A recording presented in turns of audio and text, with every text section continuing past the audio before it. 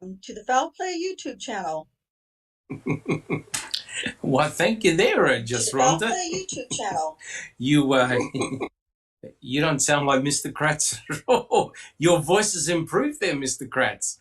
And look at this. It's so great to be joined by my fellow panel members. And I'll introduce everyone in a sec. And it's good that most of us are appearing on camera, which is great. And look, guys, thank you so much for joining us in chat. It's really good to be here. And as you know, we're doing this weekly podcast entitled Reading with Uncle Ken. And believe it or not, we're actually on part 60. So as you can tell, most of us have lost our sanity going over Mr. Kratz's book. But I think all jokes aside, I think I want to congratulate my panel and also the people in chat for being persistent and for being with us for such a long time. Your dedication and passion has been most welcomed, and it's really helped us a lot. And as you can see at the moment, we're on chapter 15. And chapter 15, I think all of us on the panel consider it to be one of the most important chapters actually within the book. It's entitled The Day the Circus Came to Town. And really, this is a rebuttal by Mr. Kratz to Kathleen Zellner and her team of experts. And as you can see, he's covered quite a lot in this chapter. And all of us on the panel and also in chat with your excellent questions, and keep them coming, please, have spent a lot of time. Mr. Kratz has spent a lot of time trying to debunk Kathleen Zellner and her experts. And in this chapter, in chapter 15, we have covered some really big topics. We've covered, and I'll name them.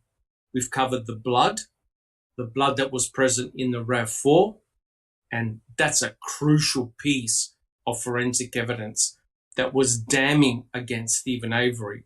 We spent a lot of time on the forensics of the RAV4. We've also talked about the key that was found by Lincoln Colburn in Stephen Avery's bedroom, and how damaging that was, and how the key only had Stephen Avery's DNA. It had nothing from Teresa Halbach herself, which was very interesting. Then Mr. Kratz discussed the hood latch swab and how devastating that hood latch swab was. And remember, panel members will all agree that's where the sweat DNA came from. And Mr. Kratz has forever become a laughing stock talking about sweat DNA, because sweat doesn't actually contain DNA. You've got to have, it's the skin cells which are present in sweat that contains the DNA. But that was very interesting. So we discussed the hood latch. And of course, we discussed an area that was very passionate to me and a lot of the panel members, the bones, the cremains, and how badly they were handled, how badly they were examined by the state. And of course, Dr. Eisenberg, I used to call her, I still do, Dr. Leisenberg. And we covered the cremains, and all of us were truly shocked at how the cremains were given back to the Halbach family, I think in 2011. And it was basically done so that Kathleen Zellner, and in actual fact, no expert could recheck the cremains, because there's a lot of controversy. A lot of people believe they're not Teresa Halbach's cremains, right? And of course, Cherie Cohen was only able to obtain 7 out of 15 loci. So the evidence is suggestive. Those cremains are from Teresa Halbach, but guys, it would have been really great if we could get a definitive match of those cremains. We also talked about the bullet, another area of controversy, item FL. We've talked a lot about that and the importance of item FL, how ridiculous item FL really is. And last episode, we talked about brain fingerprinting, right? And I know it's controversial, but Stephen Avery went through the brain fingerprinting program and he was shown to be innocent. Stephen Avery had no idea about Teresa Halbach being attacked at the back of her own RAV4. And that was such a critical finding, right? And and Jack 61 backed me up on this, a great source of discussion and controversy amongst guilters, right, Jack 61? Absolutely. If you want to talk about, you're muted there, Jack 61. Oh. Yeah, if you want to start any form of controversy, just talk about Item FL. Oh my God. Oh my God, Item FL. Even, something as blatant as that Disturbed Earth unfiled warrant. Correct. That somehow turns out to be, well, that's just hearsay. Like somebody's just sitting around with a pencil writing stuff down on a search warrant, a sworn affidavit. Are you kidding me? Yeah, and brain fingerprinting. They don't want to talk about that. That's completely debunked. No. Yeah. Correct. So we talked about brain fingerprinting. And then another area of controversy, we talked about the Dassey computer, right? And the fact that Tom Fassbender held onto those CDs for a long period of time, and how the state has just simply washed the Dassey computer away. There was nothing of evidentiary value on that computer at all. So, yes. So you could see, guys, that chapter 15 is a very, very important chapter. So, guys, look, I'd like to welcome everyone in chat. Thank you so much for joining us. And at the moment, we've got TTM Fangirl. We've got BW Haggis, Jason Bennett, Dark Side of the Moon. Thank you so much for joining us. We've got, who else we got? We've got Angie Dickinson. Thank you so much for joining us. We've got Pete Moss, Rhonda SD, JD. Who else? Oh, we've got Sher. We've got Sherry Lynn Pontillo, who I'm sure is very happy that Johnny Depp and Amber Heard trial are over. But it's not over. It's never over. And all jokes aside, we are going to talk a little bit about that trial, because I think, despite it not having anything to do with the Stephen Avery, Brendan Dassey cases per se, I've personally learned a lot from that trial, and I'm sure everyone on the panel and in discussion really has.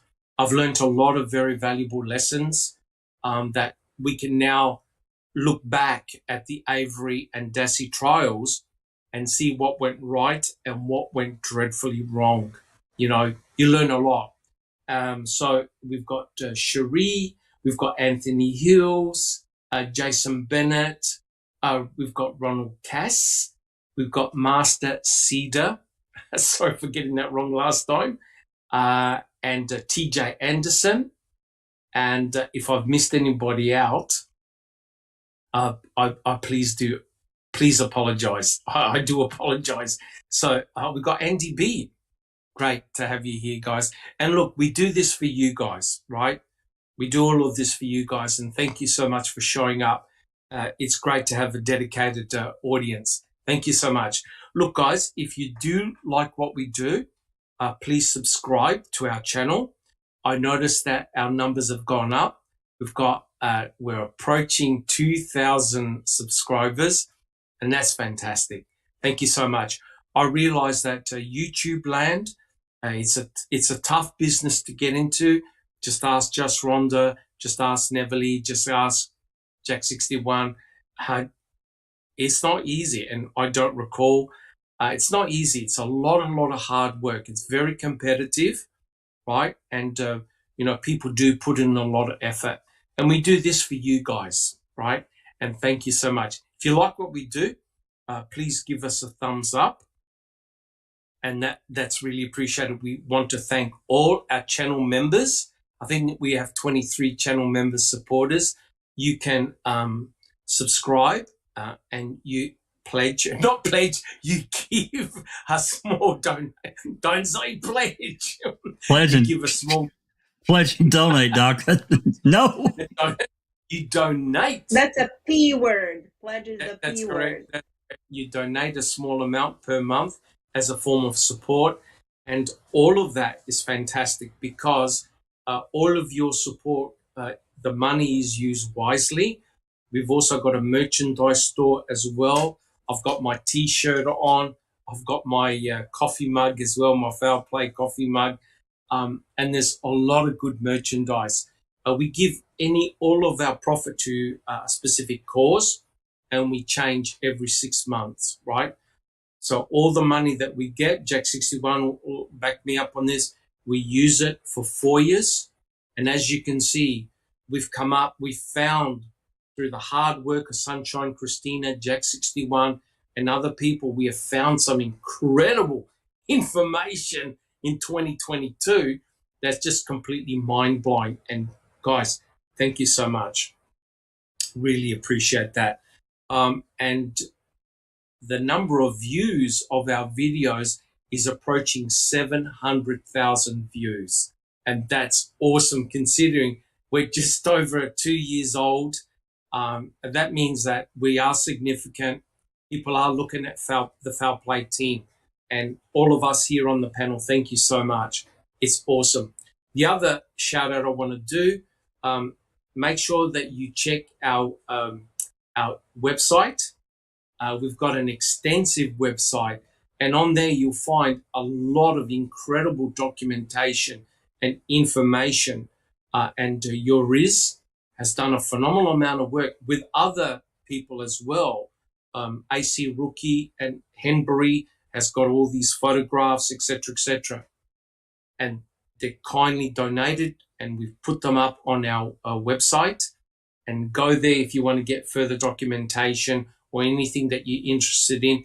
You'll be amazed the gold nuggets which are found in those documents that most of us are still not aware because there's just so much stuff there. But look, we thank everyone for working so hard, getting those things together. And your Riz has done a phenomenal amount of work, putting it all together in these air tables. And the latest one, I think, Jack 61, were the cremains, the bones. There's a huge amount of documentation. Jack 61, you want to speak to that? Yeah, those photographs were ultimately we found through peat moss. There are dozens of photographs that we had never seen before. That yours is put into an airtable, linked with documents, and I mean it's just a lot of the cremains evidence, but still we didn't have them, Correct. So again, guys, we're learning a lot of new stuff. Well, look, thank you so much. I really do appreciate that. Hopefully today the podcast won't go for 4 hours. We'll try and do a short one today. Well, look, guys, without Jack 61 is shaking his head. Without further ado, I'd like to introduce our esteemed panel. Jack 61, tell us how you're coming along and how things have been coming along for you. Jack 61. Yeah, doing okay, Doc. It's balmy 20 degrees Celsius here and cloudy. So a very nice day. And I'm just, I'm waiting for, actually did a status request for my FOIA from some kind of timeline. And the reply I got was, I don't know. 3 words. That's it. Can't get anything. The sad part about that kind of thing is that there's really nowhere to turn. I mean, short of hiring a lawyer, and they know we don't have money for that. So just waiting for that, and that's pretty much it. Awesome. And I think once you get those documents, oh my God, I think the amount of gold nuggets potentially in the stuff that you FOIA'd will be awesome. And it's incredible how the more documentation you get, the more information you get a different picture of what transpired, and that's awesome. Yeah. Thank you so much, John. Fantastic. And next we have Just Rhonda. Good to see you on camera. Thank you. It's a little scary, but oh well. It's whatever. Jack. Yeah, thanks. It's great to see you guys as well. It just takes some courage sometimes to be able to show the real thing, you know what I mean? But it's okay. Yeah. Yes. Nothing really particular going on at this point. I'm planning to get my live stream started up again this coming week. I have something planned already, and not a major big thing, but kind of revisiting something that we've done, but I think it's important and it regards DNA. So, Oh, I know how much you. Hey, listen, Doc, you're welcome on anytime you have a minute. I know you're busy, but anytime you want to come on and talk about DNA, yes. that, It's a that'll be it's a great. shocking case. The Daniel case Yeah, is a shocking case for sure. yeah, And just Rhonda, all of us, I'm telling you, with to a T, all of us appreciate the hard work and sacrifice you've done for oh, Daniel. You're really to be commended. You really are, because thanks.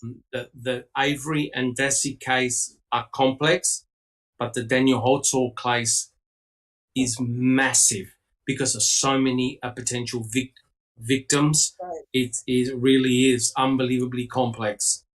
And Yeah, it's kind of. Well, we appreciate that. It certainly isn't just me. Cherie helps out. Alice has yes, helped out. Kay, of course. It's definitely an effort that we all have to work on together because it is like 13. It's 13 cases in one trial, and it is very complex and very twisted. And so, yeah, I appreciate that. Thank you, because it is hard, and it is hard to put together. Even just a small 30-minute show is really difficult to do. So, um, correct, correct, now 100. that, yeah, and we've got some things coming up. In fact, I need to DM you later. I've got a question to ask you about some possible USA connections you might or might not have for a well-known DNA expert or something, a forensic expert that might be able to help us out. Mm. Because we were going to use Susanna Ryan, who's in Southern California, and I don't remember the exact reason, but we can't use her now, and so we need to find Ah, somebody. We only have about 3.5 weeks left to find a.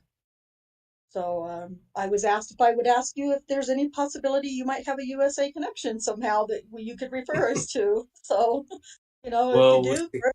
If not, that's okay We'll, too, because it's. yeah, awesome. But So yeah, Thank you so much.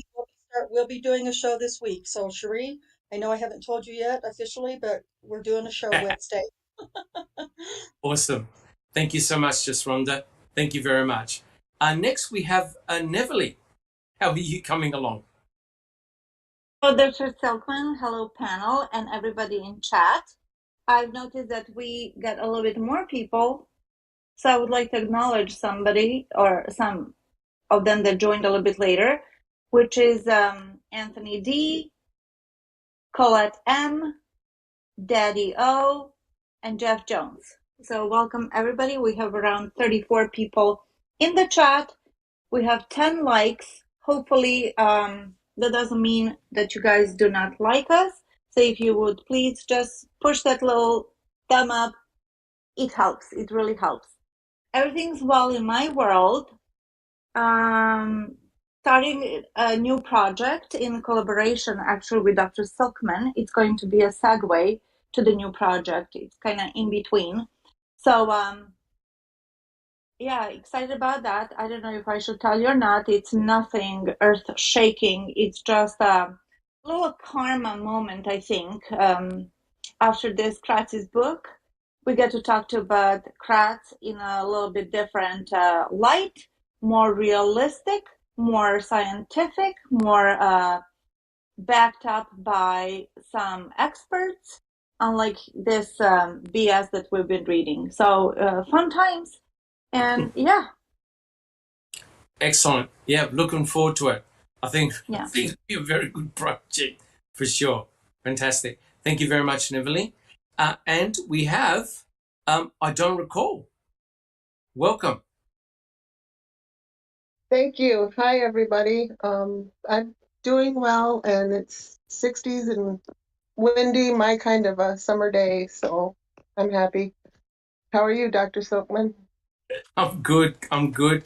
I'm from Adelaide, South Australia. and it's raining cats and dogs outside. So if my internet drops out, I beg for forgiveness. But yeah, it's raining pretty badly over here. The rain is good, but I'm doing well. I'm feeling good. And again, guys, thank you so much for joining us. If I could just do a little shout out, I want to do a shout out to Jeff Jones, who's doing a podcast series at the moment. And there's a panel. There's 4 of us on the panel. Well, 3 and Jeff Jones. There's myself, Big Jeff, and Kelly. And Kelly's from Australia as well. And it's amazing, guys. What we're doing is we're having a look at Making a Murderer, Season 1. And we're discussing the events that take place, very much like we did, the Foul Play team, when we did Coffee with Foul Play. If the panel members can remember that was a lot of fun. But it's amazing, guys, how now, with the experience that we've got, many years of research, how we look at Making a Murderer 1 in a totally different light, right? And I want to commend Jeff Jones for, well, first of all, thank you very much for inviting me. And the discussions have been really incredible. So if you haven't checked it out, big shout out to Jeff Jones. He's doing a really good job putting it all together. And it goes to show, despite most of us on this panel seeing Making a Murderer probably, 10 times at least. Not that we're addicted, but you still pick up new things. So a big shout out to Jeff Jones for doing that. Check it out. And also Paul Capaldi as well. A big shout out to him.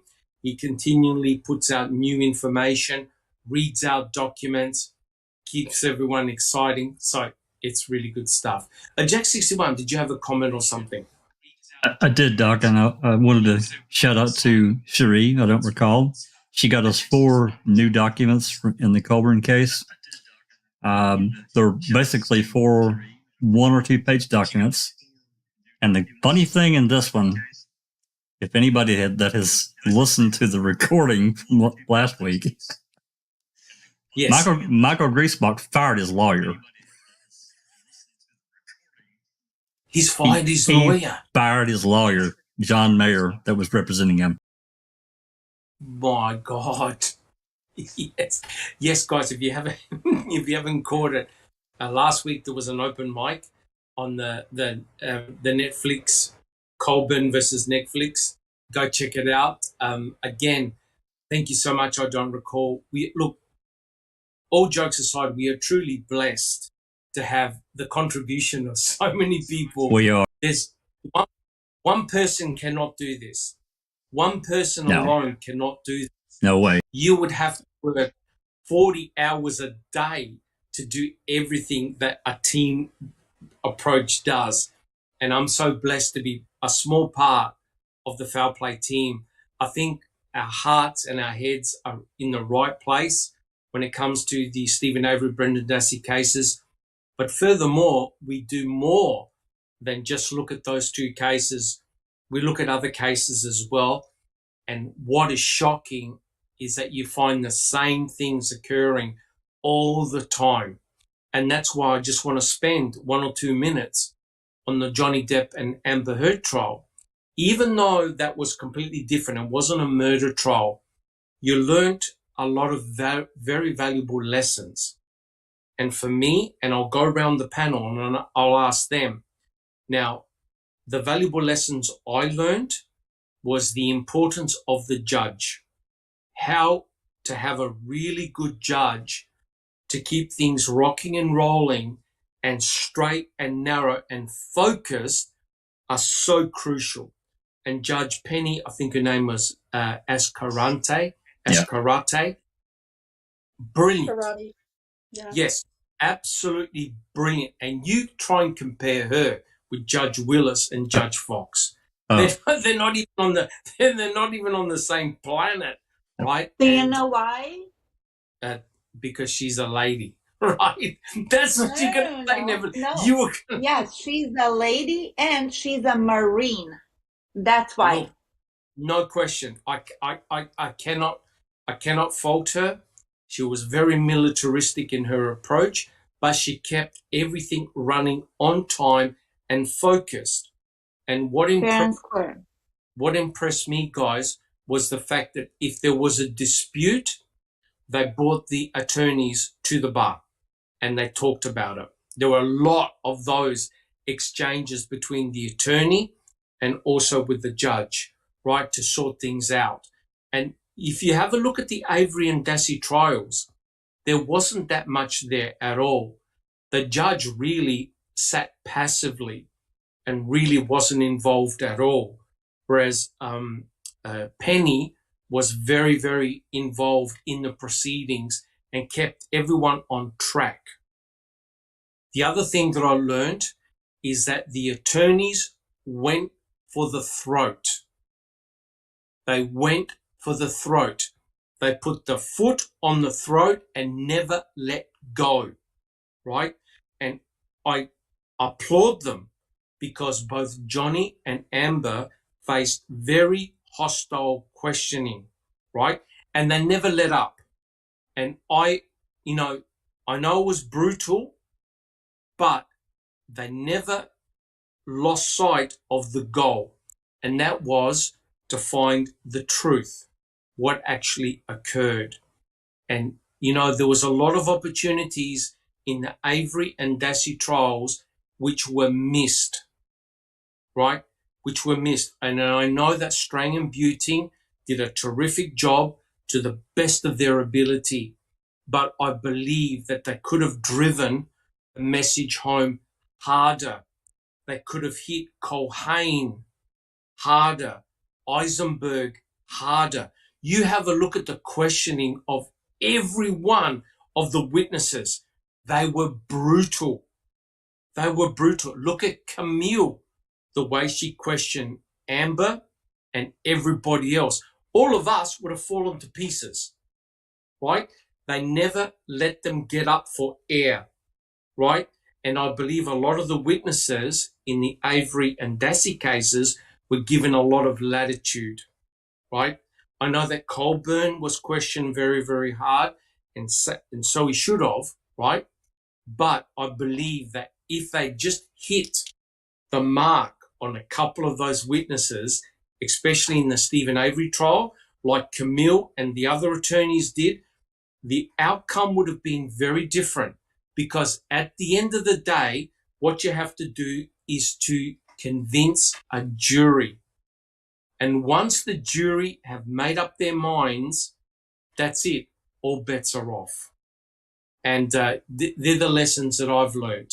Jack 61, what take-home messages did you take from the Amber and Johnny Depp trial? I think one of the things that you said, they put their foot on the gas in at trial. But not only that, there were also a lot of out-of-trial antics that went on that, unless you dig, you don't really know about. And I'm talking about, let's just say the electronics. Johnny turned over his phone, and that's where they got the text messages. Amber never did turn her phone in, and they that should have been a big deal. And I don't know how that it wasn't a bigger deal spoken at trial, like a big deal, because if he's willing to because he got up on the stand and basically laid out all of his trash on the table for everyone to look at in his life. He did that. Correct. And she didn't. I'm sorry, she didn't. And when you're withholding something as important, because that's where a lot of this factoid stuff come in, that's one thing. They were really effective in that. Courtroom lawyering, Camille. Oh my God. You talking about a secret weapon? She put her foot on Amber's neck and did not get up. I loved it. Good girl. Good girl. Absolutely. Watch out, Jack, you're drooling. Phenomenal. Absolutely. So that's another thing, being effective in front of the jury, being real, but not so cutthroat that you're dirty, which is to me how Elaine and a lot of times Rottenborn came across. They tried dirty tricks, and it didn't sell to me. It didn't fly, and I'll bet you it didn't fly to the jury either. I really, really love Judge Penny. I really do.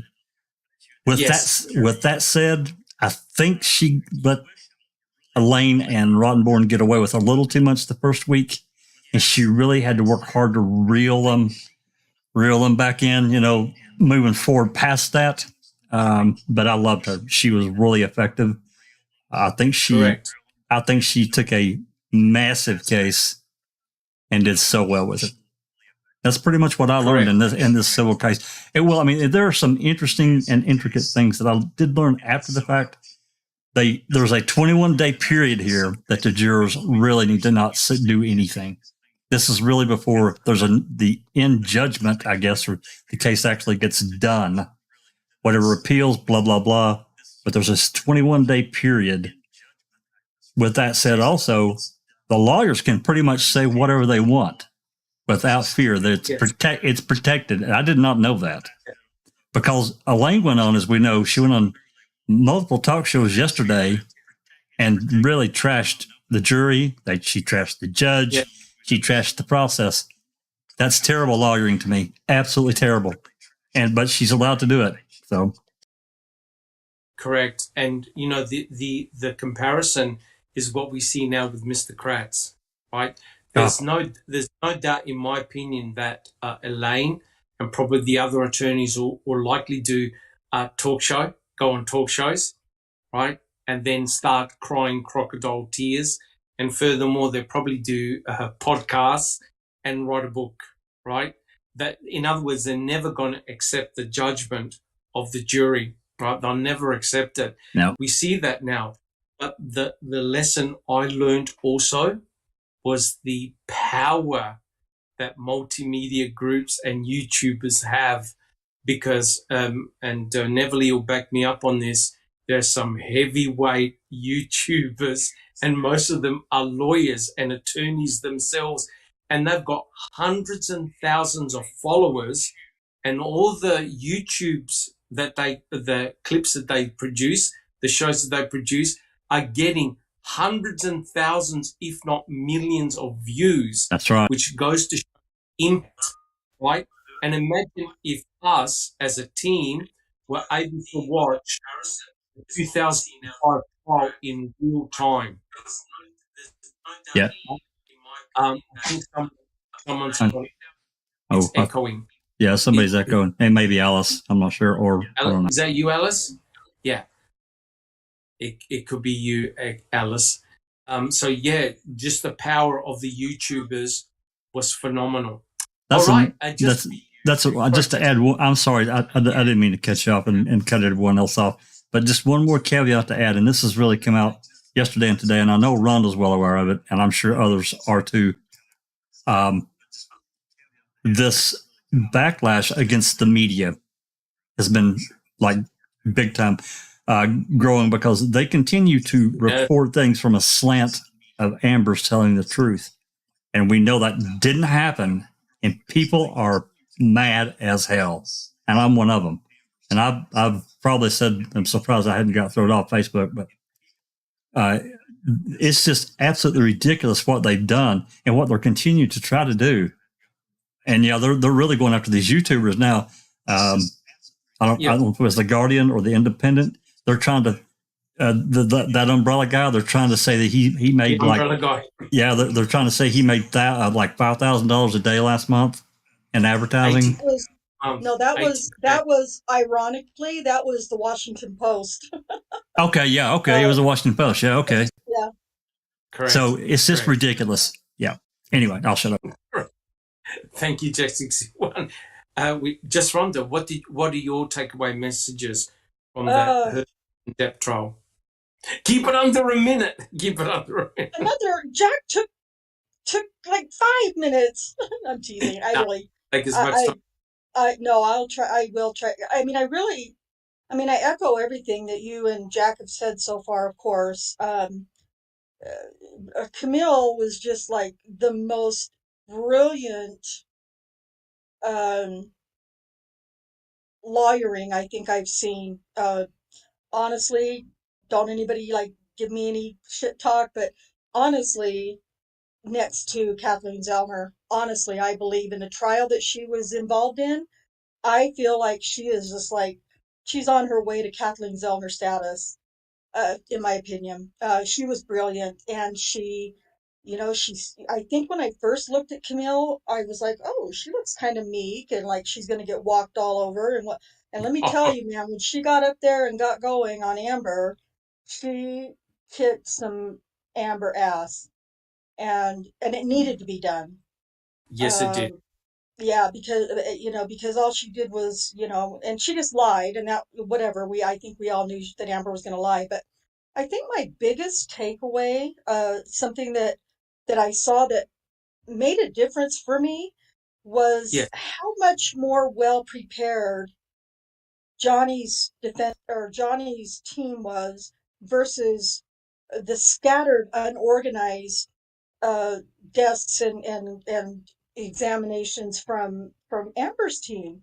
Like they were I mean, just looking at their desks, for instance, was clue enough that they were going to be an unorganized. you mean all the Oh stick my on that God! Amber that Amber? Oh, the sticky notes that Amber, she's freaking crazy, but yeah, Correct. they just went, and then there was no very little pausing, well, any of Johnny's attorneys really, but particularly by Camille, where she was the one that was really having to go at Amber. She couldn't not be ready to go with the next thing before Amber was even done with the last thing, and she did that very well, and it Correct. made me realize how important being prepared and knowing what you're going to say, and not only knowing what you're going to ask or what you're going to say, but knowing what the answer is Correct. before you ask the damn question, because Elaine just was a train wreck, asking questions Terrible. and not knowing the answers. you Yeah, know terrible. that that was yeah so that was my biggest those were my at the end of it all. I was very impressed by the organization that Depp's team had. Correct. Correct. Thank you so thank you so much, Neville. Not that you're addicted, but what were your take-home messages from Who, the me? Addicted? and how they relate to Stephen Avery, Brendan, and Dassey? What were your take-home messages? Well, first of all, their organizational skills are unbelievable. Second of all, Camille Vasquez got a nod from Kathleen Zellner. That says a lot. A lot. In a defamation claim case where they say that the defamation cases are one of the hardest to prove, to win, or not Correct. to lose, however you want to look at it. Kelly Cowles just joined as well, and she said Ah, what I wanted to say, which is the importance of experts in a trial. yes. We Yes. saw the difference between Amber's experts and Johnny's experts, and there's a huge, it was like black and white. Not only did they contradicted each other, but there was a really no sense in what Amber's experts were saying to a lay person. Now, I say that we're lay people because we're not psychiatrists, psychologists, we're not members of the board, nothing like that, but we're not stupid either.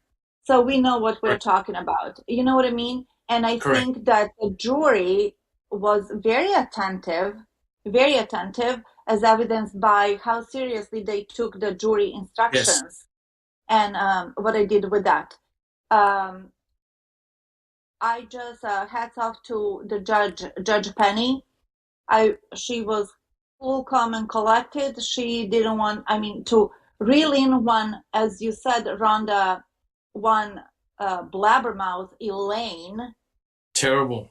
That was terrible. And for Camille to rein in Amber, one Amber, that's like talking to Kratz, basically. You know what I mean? Somebody who's never gonna admit, somebody who's going to manipulate and gaslight, like she did the whole world. So that was a tough job. So yeah, but as Johnny said, the truth will prevail, and Yeah. But luckily for him, it did. The other thing, I like the way they tag teamed when they did the closing discussion. Yeah. I think that was actually very, very important because it meant that all the work didn't have to rely on just one of the attorneys. You had different attorneys that covered specific aspects of the case. And it would have been good, I think, in the Brendan Dassey, Stephen Avery trial, if you had specific attorneys get up and look at specific pieces of evidence and attack it. Because what was impressive was the message that the jury received. It was loud, it was clear, it was direct. I believe in the Stephen Avery trial, Strang and Buting did a great job, but in my opinion, some of the take-home messages were lost. They were lost on the jury, right? And I think it could have had a much more powerful impact because you have to admit, Kratz went all out, right? Devious, all out, right? I think Buting and Strang did a really brilliant job, but they needed to have more impact, almost like, and Camille did it, she had a shopping list of all the claims that Amber said and counteracted each one, right? So the jury's thinking, oh my God, there's actually no evidence of all the things that she's claiming, right? If you lie once, you lie on everything, right? And that's what Kathleen Zellner said. She said, if you don't trust one piece of forensic evidence, you don't trust any of them.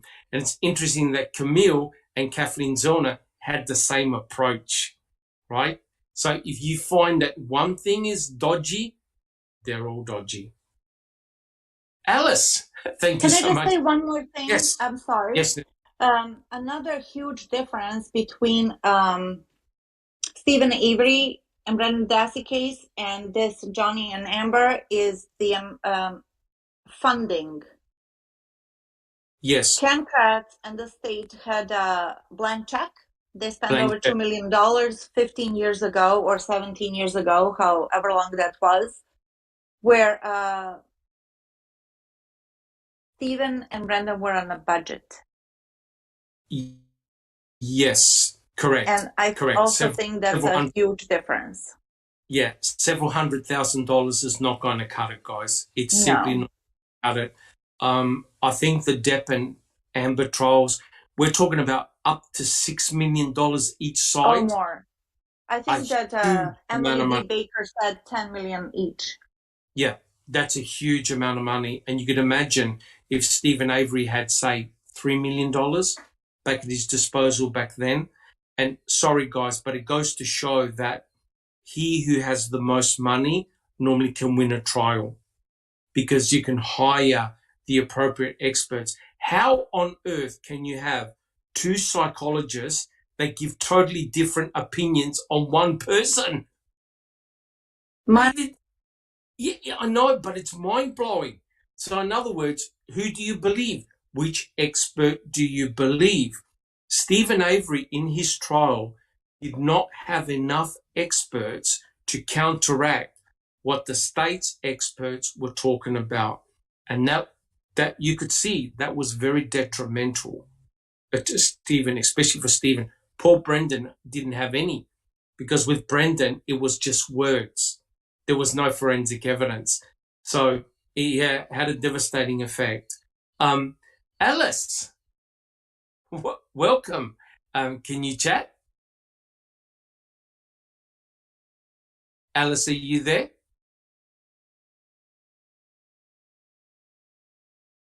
Let's see if we can get Alice. Can you chat? Can you unmute? Looks like she froze. Oh, no. Can you hear me? Yes. Yes. Alice.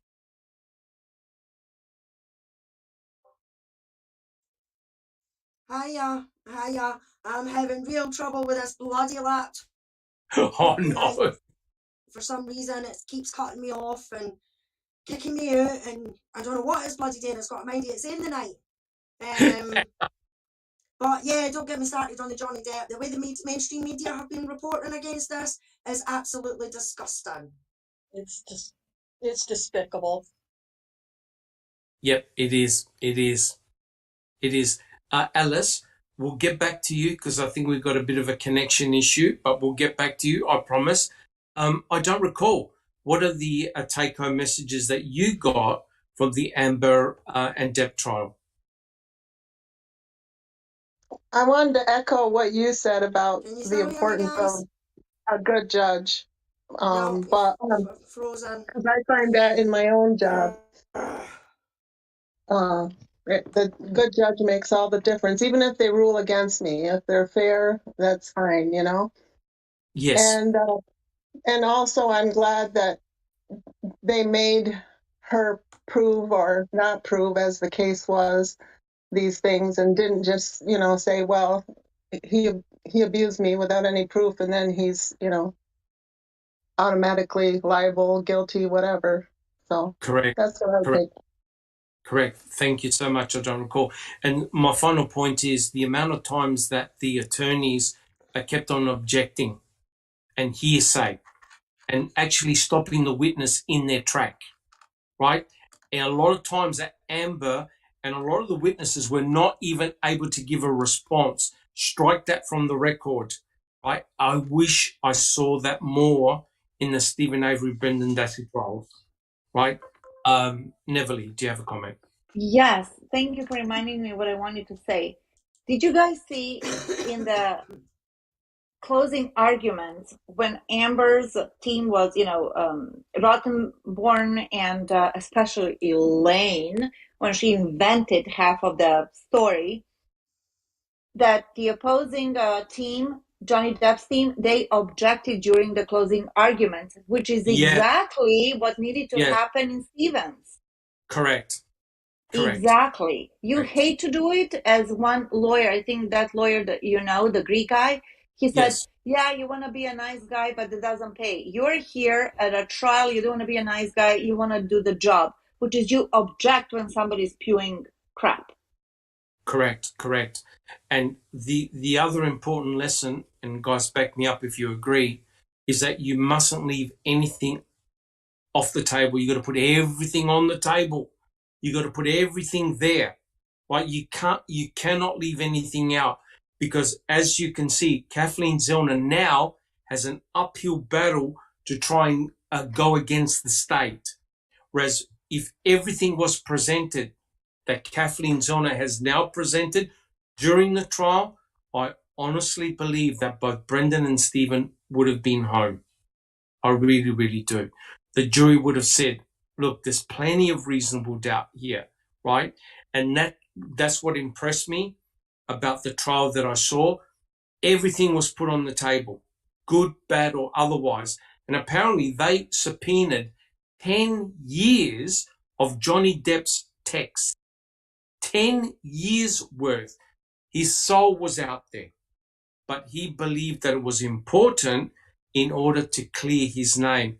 And if you notice with Stephen Avery, he has never objected to any tests, any type of testing done. Do the testing. If you find me guilty, I accept it. If you don't, please keep on going. And that's exactly what Kathleen Zellner is doing. All right, guys. Well, look, thank you so much. And almost an apology to the people in chat. I wanted to talk a little bit about the Depp and Amber trial because there were very, very valuable lessons learnt that could have applied for Stephen Avery and Brendan Dassey. And it goes to show the importance of doing your homework, getting appropriate specialists. But I also realized the big problem that Stephen and Brendan had was money. That was the big deciding factor. The fact that you couldn't get all the experts that you want. Both Amber and Johnny are celebrities, right? They've got a lot of money behind them, a lot of supporters behind them. That makes a huge difference. And it's funny because now Stephen and Brendan have got millions of supporters all around the world, right? And it would have been incredible had they had that support back in 2007 as the trials were coming on. Alice, do you have a quick comment?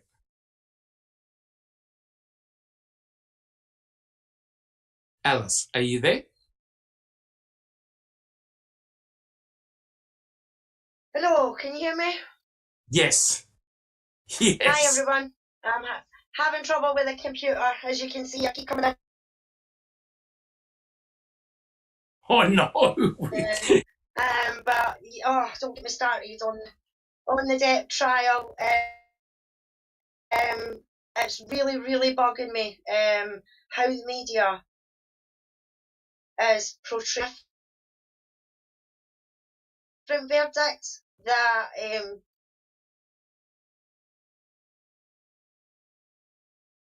the media, Johnny was the abuser, and all would be, see, we told you so, we told you so. Making it the way that they are saying that this is affecting domestic violence victims is a joke. Yes. It's an absolute joke. Especially with the spiel of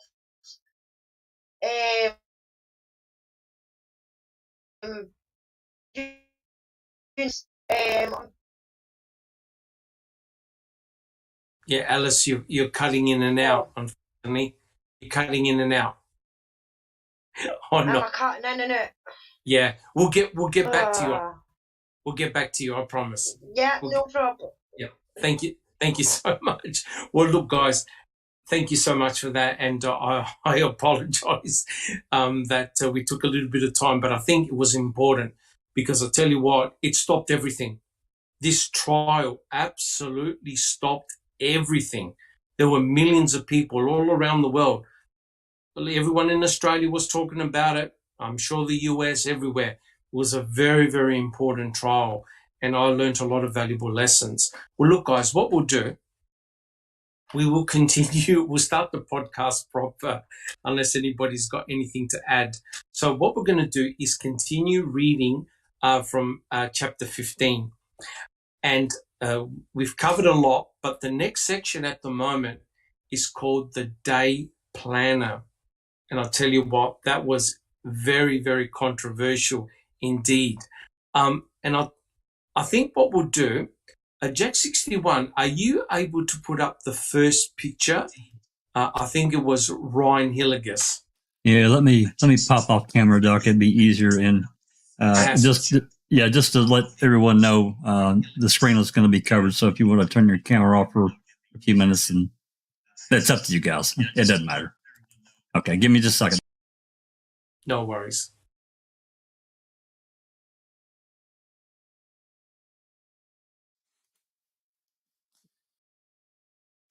So what we'll do, we'll talk about the Day Planner.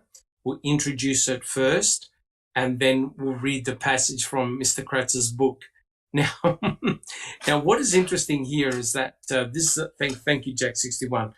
This, of course, is Ryan Hilligus, and Ryan Hilligus is an ex-boyfriend of not Kathleen Zona, but Teresa Halbach, and it's very interesting that Teresa herself was very wary in the end of Ryan Hilligus, and Teresa actually went out of her way to avoid him, and she actually didn't do a wedding because he potentially was going to be there, right? Now, what is very interesting about Ryan Hilligus is that I think it was last week, guys, we actually did a poll of who we actually considered to be potentially a number one suspect in the murder of Teresa Halbach. And up popped Ryan Hilligus, right? Which is very, very interesting that he seemed to be high on everyone's radar list, including, of course, Kathleen Zona. Kathleen Zona still suspects Ryan Hilligus as the number one suspect in murdering Teresa Halbach, his ex-girlfriend. And I just want to ask people in chat, do they still consider Ryan Hilligus to be a number one suspect? Say yes or no if you're in chat, if you consider Ryan to be your number one suspect. Well, as you know, Ryan appeared in the trial, and he did a lot of duper's delights, giving all these really weird smirks and smiles.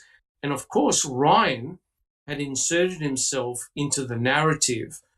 Both him and Scott Blowdorn were involved in the searches. They'd organised the searches, especially around the Avery salvage yard, including in the salvage yard where they sent Pam of God, and she eventually found the RAV4. So a lot of people believe that Ryan Hillegas was involved somehow. Now, of course, it's all speculative. I understand you got to have hard proof, and as Kelly has pointed out in chat, you can't you can't have hearsay, etc., etc. I understand that, but a lot of people actually do believe that he's the number one suspect. Can we have the next slide, please, Jack 61? So this is Ryan, and remember, Ryan is the one that talked about the blinker light as well. Well, lo and behold, what we have here, there was a report, and Tom Fassbender actually spoke, and I read the original report. He actually spoke with Kelly Pitson, and Kelly was a friend of Teresa Halbach, and it was Kelly who actually mentioned that Ryan Hillegas said that he had found a schedule of Teresa Halbach for the week commencing October the 31st. And this is the so-called day planner, right? So what Teresa Halbach does is she prints out the week's schedule on her computer. She's also got a Palm Pilot. And so this schedule would have been printed out on the home computer. And what Teresa Halbach does is she then writes into the calendar entries, right? So Jack 61, are you able to focus on the bottom right-hand corner of the day planner, on the bottom right-hand corner? And so what you'll find here, she actually printed this calendar out on the 30th, right? One day before the 31st. And she printed it out at about 10:29 p.m. So it was printed out fairly late in the evening. And if you remember, Ryan Hillegas was questioned, when did you see Teresa? I saw her on the Sunday. Can you remember what time you actually saw Teresa? Was it morning, afternoon, at night time? He couldn't remember whether it was day or night, right? And that's very suspicious in itself.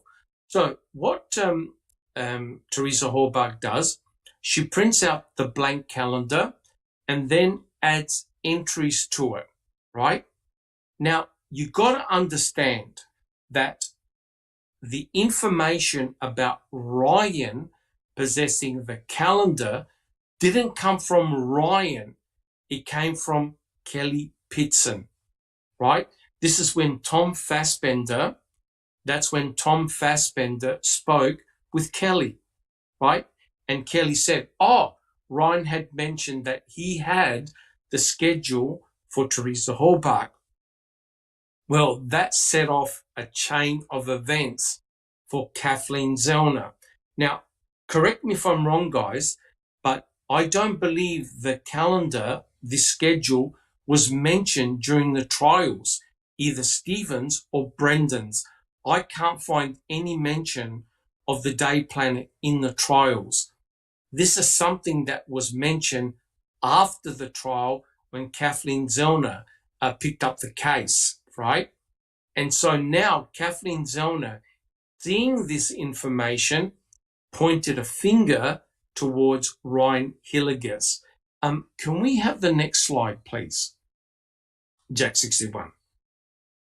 So now there is this association of the day planner with Ryan Hillegas. Now, what is interesting here is that on the calendar, there are certain entries, right? And one of them is Denise Coakley. So Denise was actually found by Kathleen Zellner, and Denise gave an affidavit. The important thing is we know from the phone records what time Denise had phoned Teresa Halbach. We know it was at 11:35. Now, in the affidavit, Denise Coakley says that Teresa Halbach allegedly had to pull over at the side of the road so she can write down the appointment time on the piece of paper, on that calendar sheet.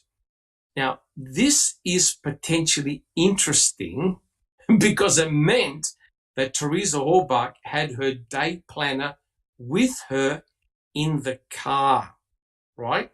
So potentially she had it in the car. So if we have a look at the next slide, please, Jack 61. So also on the day planner, she had information about Steve Speckman, right? Steve Speckman, and he spoke with Teresa Halbach at 12:44 p.m. And again, the interesting thing is that they had a conversation, and she said, Speckman said that Teresa Halbach was currently in the Sheboygan area, right? So all this with Denise Coakley and Steve Speckman implied that Teresa Halbach was on the road and had the day planner with her in her RAV4. So that's interesting. I'll talk a little bit more about it in a second. Can we have the next slide, please? All right. So if we have a look, this is what Kathleen Zellner worked out.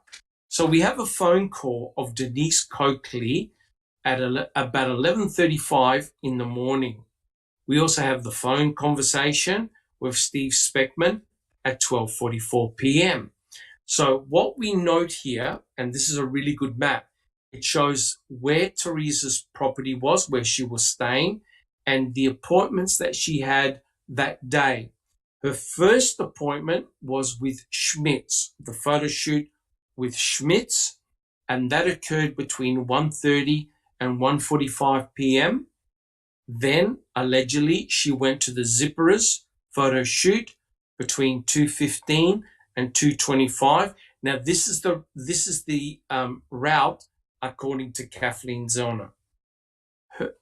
Teresa's final photo shoot was at the Avery salvage yard at 2:31 p.m., right? So the question is, if she's at the Schmitz between 1:30 and 1:45, she wouldn't have had enough time to go home and drop off the daily planner at her home. Or the alternative is, did she leave the day planner at home and never had it with her, right? That would explain why Ryan Hilliges had access to the day planner. Because think about it. If Teresa Halbach had the day planner in the RAV4, how in the hell did Ryan Hilliges get access to the day planner? It potentially meant that Ryan Hilliges was inside Teresa Halbach's RAV4 to get the day planner. Or did Teresa Halbach actually make it home after she had finished her photo shoot with Stephen Avery? Did she actually make it home, and hence explains why the day planner was able to be accessed by Ryan Hilliges, right? So if we can have the next slide, please. So this is what Kathleen Zellner asked, right? And I quote, "How does Ryan Hilliges get this piece of paper?" referring to the day planner. And the big problem is, I'm not sure whether he has now, but he refuses to speak with Kathleen Zellner. Now, Kathleen Zellner has had a couple of her investigators try and talk to Ryan Hilligus, but Ryan Hilligus won't speak to Kathleen Zellner. So, guys, I'd like to ask people in chat and people on the panel, do you find that suspicious at all about the day planner? Who finds the day planner potentially in the possession of Ryan Hilligus suspicious or not suspicious? Who would like to have a go? Suspicious or not suspicious? No one wants to have a go. Who would people in chat? I think it's suspicious. You think it's suspicious? Okay.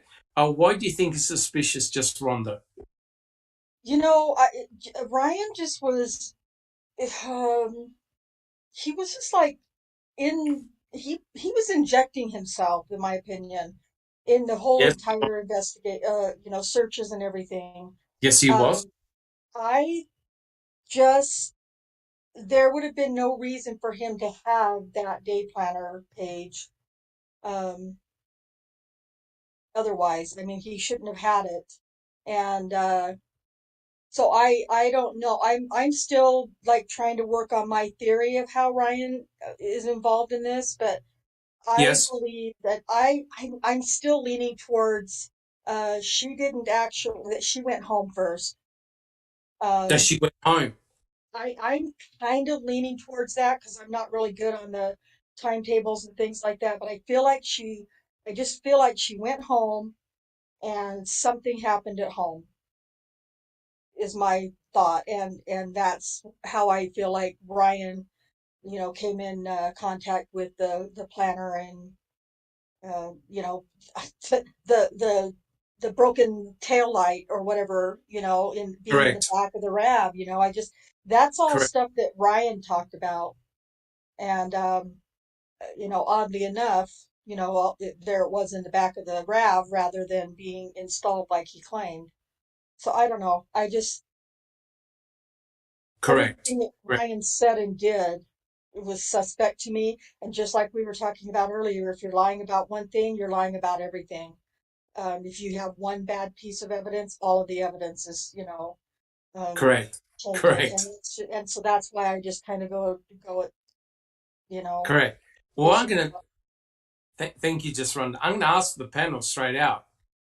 Let's start with you, Alice. Do you think Ryan having the day planner is suspicious? Yes or no? Oh,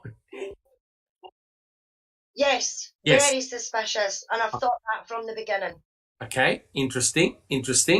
I don't recall. Suspicious or not suspicious? Definitely, he needs to answer some questions about that. Okay. Interesting. Jack 61, suspicious or not suspicious? Suspicious with a caveat, if I may. Yes. What do you reckon? Well, my caveat is that I'm not entirely convinced that Teresa may not have been out with her day planner, made it home before she went to her first appointment. That's all I'm saying. I don't know that for sure, but there is that possibility. But nonetheless, no matter what, he shouldn't have had any access to that day planner, in my opinion, whatsoever. Okay. I also like to mention a big hello to Mark Hodgenot. Thank you for joining us in chat. Thank you for coming along. I really appreciate that. Okay. Thank you, Jack 61. Just Rhonda, you believe it's very suspicious? Yes, I do. Okay. And what about you, Neverly? Suspicious or not suspicious? Suspicious.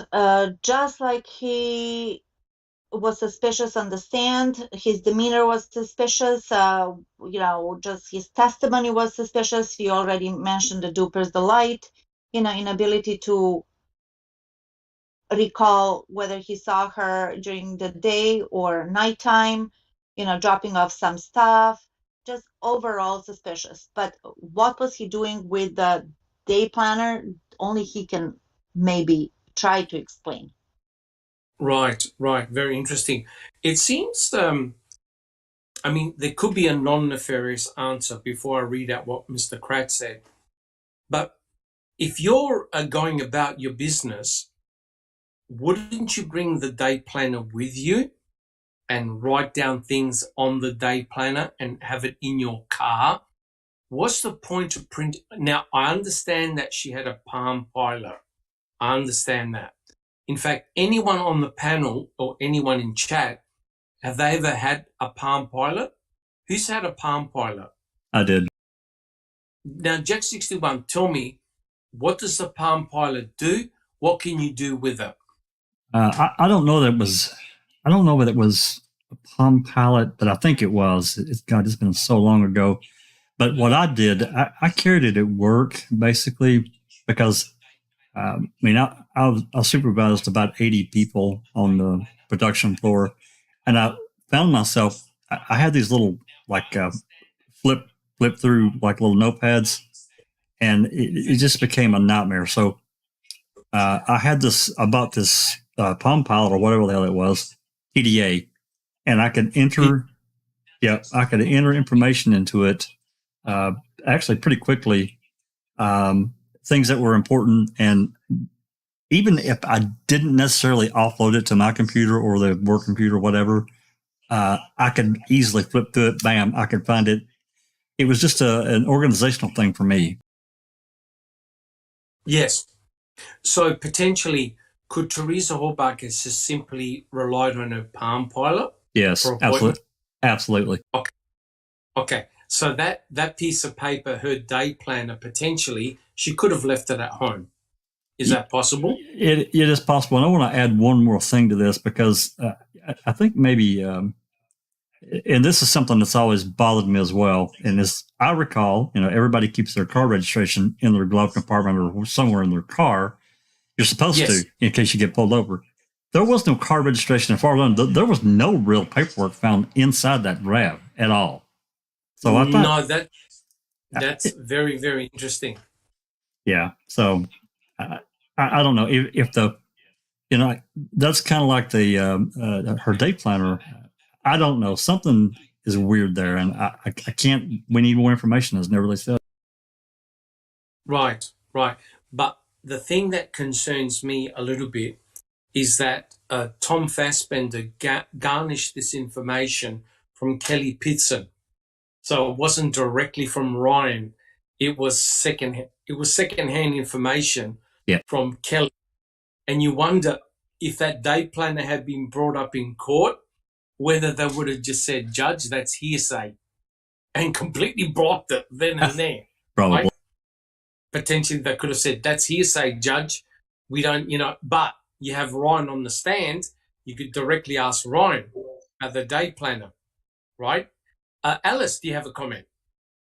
It's actually Mark in chat. He says, "Is there any doubt Teresa wrote on her day planner during the day on the 31st? Well, if you go back to the day planner, there is writing throughout the entire week. So the question is, when did she write that information? She printed it out on the 30th. So it would have had to have been sometime during the day to have written those comments. Because normally, Jack 61, correct me if I'm wrong, but normally you just print out a blank calendar with dates on it, and then you fill it in, right? You then put information. And that's clearly there's Teresa Horbach's writing on that. She's got Coakley, she's got Speckman, go to mum, pick up presents, and there are things that she wanted to do throughout that week. So at some stage, she would have written that information in, likely on the 31st, right? Now, the big question is this: did Teresa Horbach have the day planner with her? Yes or no?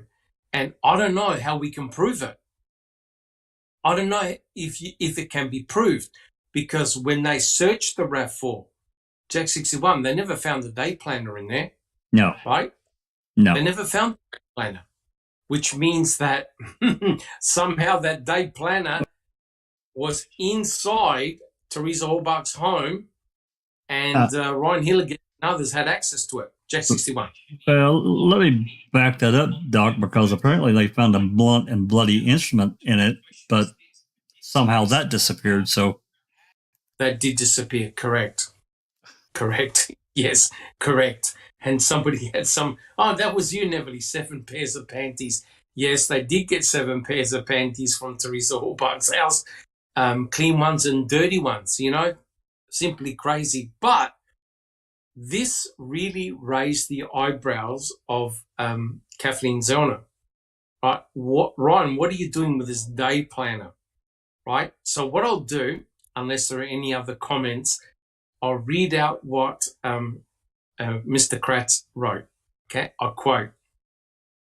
He says, remember Ryan Hilligus? Now, before I continue, Mr. Kratz actually provided, correct me if I'm wrong, but Mr. Kratz provided an alibi for Ryan Hilligus, which was very, very interesting. But I continue.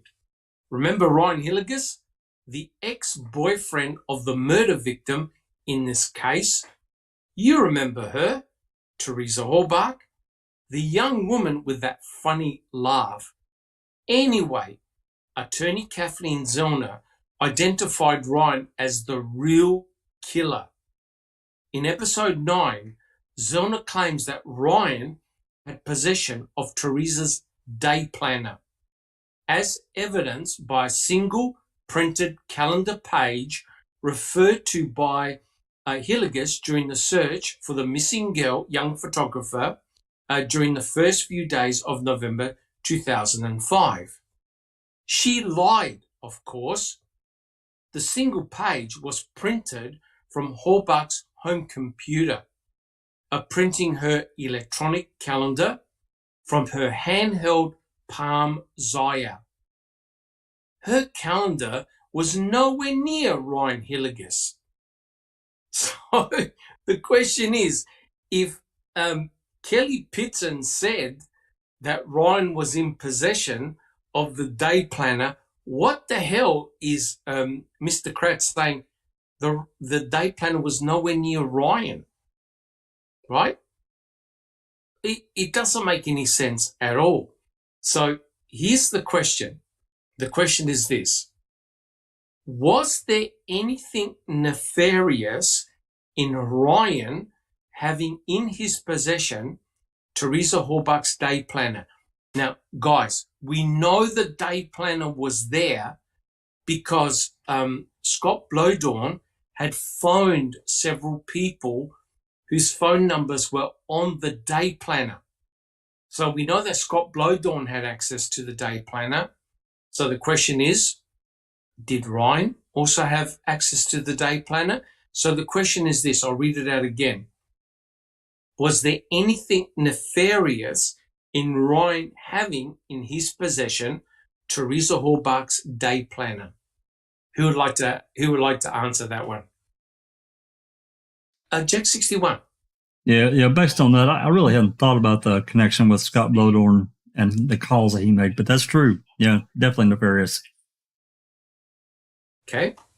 Anybody else? Neville. It's nefarious that he did not have an alibi. You mean Ryan Hilligus? Ryan Hilligus. How could that be?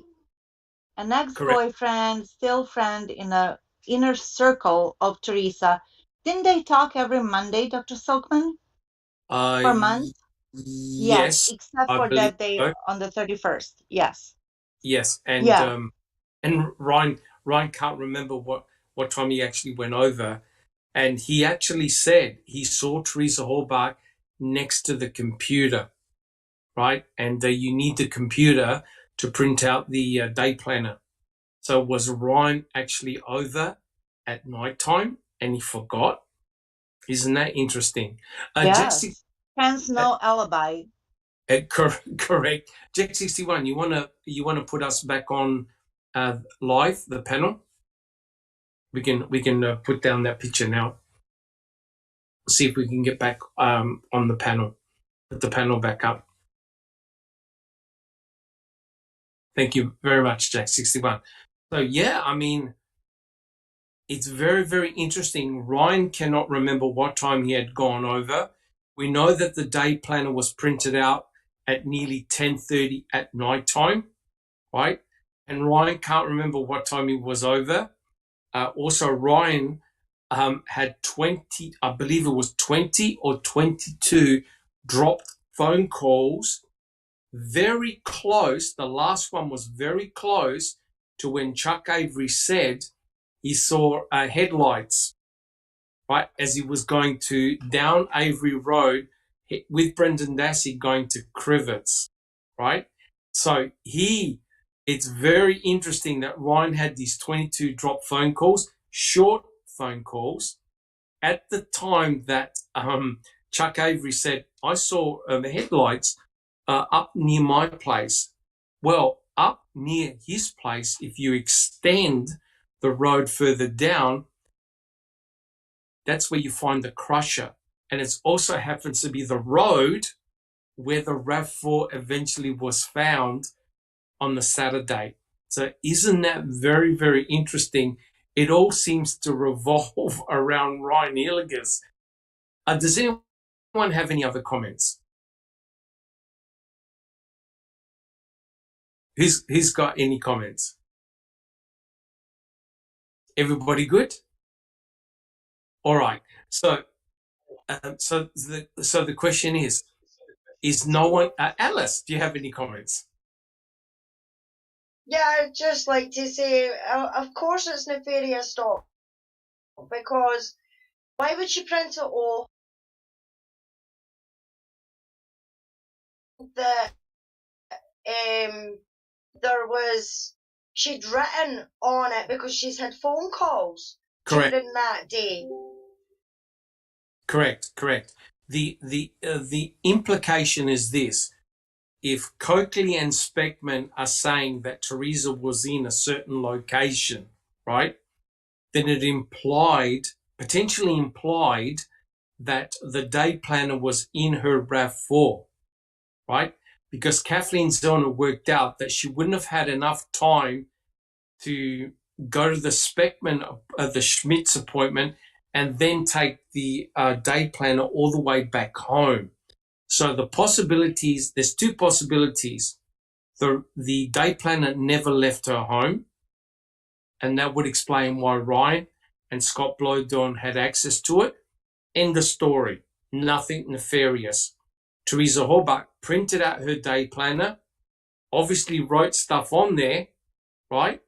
So in other words, when she spoke to Coakley, when she spoke to Speckman, she was home, right? She actually was home, wrote those comments, and then left the day planner at home. Right. And that way there's nothing nefarious. That would explain why Blowdorn and Hilligus had access to the day planner, right? Because Teresa left at home, either on purpose or she forgot. But it is nefarious if that day planner was with her, right? And I just want to give a big shout out to Mystic Jinx Thinks, because Mystic Jinx did a big podcast, I think it was last year, correct me if I'm wrong, all about Teresa Horbach's day planner. And what impressed me was that she used phone records, not GPS, tower pings, etc., to really look at where Teresa Horbach was. And from her analysis, it seems to imply that Teresa Horbach was near her home. Right. Yeah, that's why I said that, once that, Jinx did this really close up, really narrow view of where Teresa was at which time. That there is the potential that, if she had left home Maybe she forgot something, ran by, took her day planner in with her, left it there, picked up whatever she forgot, and off her on her way. Correct. So it is possible that when she spoke to Coakley, when she spoke to Speckman, she was actually near or in her home, or she was in the driveway and wrote down the notes, because the pings tend to suggest she was closer to her home, right? So that's really excellent analysis by Mystic Jinx, which tends to suggest that maybe Teresa was indeed home. But the flip side is that back then, cell phone tail pings may not have been 100% accurate, right? So you may think you're in one particular area, but remember you have boundaries. So if she indeed was on the road and pulled over and started writing these entries in her day planner, it meant that she had her day planner. And I think Crockett Thompson made the comment, why print the day planner if you're going to leave it home? You just might as well bring your Palm Pilot and do everything on there. So it is mysterious. So at the end of the day, the lesson is this. In order to clear your name, Ryan, speak with Kathleen Zellner and explain what you did, right? But the question is this, guys. Why doesn't Ryan want to speak with Kathleen Zellner?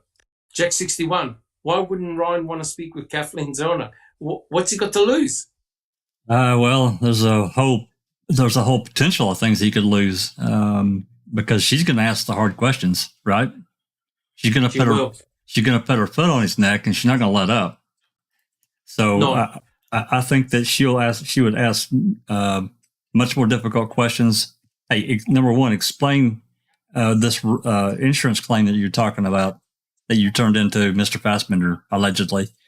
Why did you, there's just a whole array of things that she's going to ask him about, and she's not going to be polite about it, probably. I mean, she's going to speak in a polite voice, but she's going to really dig at him. So he's got a lot to lose, I think, potentially. Correct. Very good response. I don't recall. Why doesn't Ryan want to speak with Kathleen Zellner?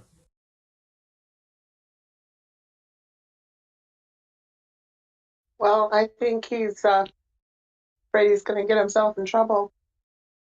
But he's an innocent man. What's he got to worry about? Why doesn't he want to? He doesn't have answers that Kathleen will accept, I think. But the problem is this. What happens if he doesn't have an alibi? What if he can't alibi? Hey, he has no alibi for where he was. Could that potentially add to it? That would be potentially problematic. Thank you, I don't recall. Right. Just wonder, why won't Ryan speak with Kathleen Zellner? Oh, for all of the reasons that everybody's already said. I mean, he's betting on this whole thing going away, and he's never going to have to answer the hard questions. But having to speak to Kathleen, he knows that she's going to like everybody else said, going to ask the questions that he's going to have to lie about. In order to get through the questioning. Correct. Potentially, it could make him look very bad. And I'd like to welcome Christabel 43. Thank you so much for your support. And her question was, and I quote, and what would be the purpose of her driving home to drop off the planner? Seems unnecessary to me. 100%. The thing is, either she had the day planner with her all the time, or she didn't. So either the day planner, she left it actually at home, and that would explain no nefarious activity by Blowdawn or Ryan Hilligus, or she had the day planner with her in her possession. If she did, then Scott Blowdawn and Ryan Hilligus have got a lot of explaining to do. And that's why Kathleen Zellner said, hey, look, talk to me. Just simply talk to me. He won't. Neverly, why won't Ryan Hilliger speak with Kathleen Zellner? I wouldn't either if I didn't have an alibi and if I put You a wouldn't. foot in my You mouth. wouldn't speak. No. You wouldn't. If I didn't have an alibi and the heat is on me and she's calling me out, I don't think that I would go there. Interesting. You can't out-talk or outwin Kathleen Zellner. You just can't. Look, we have 2 innocent guys sitting in prison. Yes. One for the second time around. So Yes. just because you're innocent, I think that he is like, like pregnant, hoping it's going to go away. I think that he's hoping that all of this will just go away and that he's going to be off the radar. And he's probably happy that Kathleen is zooming onto Bobby. Focusing on Bobby Dassey. Hey, remember, guys, just let me interject. Remember, Yes, who who alibied Ryan Hilligus for the 31st? And remember? Himself. But that was after the trial. That's right. At the trial, Ryan did not have an alibi. He said that on the stand. Yes. And thank you very much, Neville. And we mustn't forget, Ryan and Scott Blowdorn were never, ever considered suspects, right? And, guys, we've done a lot of reading. We've done a lot of research. The number one suspect involved in killing someone that they love is a spouse, a former boyfriend, a former girlfriend. And I hate to bring it up again. with the Johnny Depp and Amber Heard trial. I have an awful, awful suspicion that Amber Heard's aim was to kill Johnny Depp. I agree. I think I the could long totally see her pushing him off of the balcony, off of the penthouse 5, whatever, Yep. in self-defense, quote unquote. Yep. I hate to agree. I think it was heading in that direction. All it needed was the opportune moment and boom, right? And so you cannot discount anything. And if you haven't seen it, make sure you watch The Staircase. The Staircase, in which this guy's wife and another lady 20 years ago both ended up dead on the bottom of a staircase, right? Very, very frightening what can happen. So, yeah, it's interesting. But neither Ryan Hilligus or Scott Blowdorn were ever considered suspects. And remember when Tom Fassbender was questioned on the stand, would you consider, and he goes, yes. But the ironical thing is, Hilligus or Blowdorn were never considered suspects. And Ryan Hilligus even said, we were questioned together. And they were in Teresa Halbach's home, potentially contaminating the crime scene or manipulating it, right? Controlling it, yes. Yes, controlling the crime scene. If there's anything pointing to you, remove it. What happened to her cell phone? Voice messages were deleted. So if Ryan Hilligus had phoned her up and said something threatening, would you leave that voicemail on your phone or would you delete it? Well, he guessed the passwords, didn't he? He thought it was her sister's birthdays. But then we can't forget to mention Teresa's brother. Correct. Right? Mike Halbach also listened to all the messages as well. Correct. The whole thing just was very, very, very shady. Correct. So. Correct. So yeah, it really truly was remarkable. Now, unless there's anything else, this section was meant to be on the day planner. Let me tell you, and I won't read it all out. The remaining part of this section was vitriol, extreme vitriol by Mr. Kratz. And he took it out. I listed it. He did a tirade on Laura Riccardi, Moira Demos, making a murderer, manipulation of the criminal justice system, Netflix, Kathleen Zellner, and Strang and Buting, and us, which he referred to as internet trolls. He took it. Jack 61, you're a cuss road. That picture scares me. I couldn't help myself, Doc. You're a cuss road. First you had, what was it, a blue or a green Rav behind you? Yeah, it was blue-green, whatever. Correct. Take your pick. Mystic. Yeah, teal. Yeah. Teal Mika. Well, I actually chose that RAV4 photo because it does show that RAV blue, green, vision. I've said it many times, and this is, I hate to get off on these battle of the senses. You taste something and I taste something, it tastes different. You hear something, I hear something, it's different. You see something, I see something, it's different. I don't care how we cut it. And we have to accept that. This blue-green argument, we need to just work together to find the truth. Correct. We do. We because it's caused a hell of a lot of discussion and debate. It has. Throughout the community. But just getting back to this, and I see a lot of people in chat, Mark and others. Look, I think Scott Blowdorn and Ryan Hilligus have got a lot to answer. Right?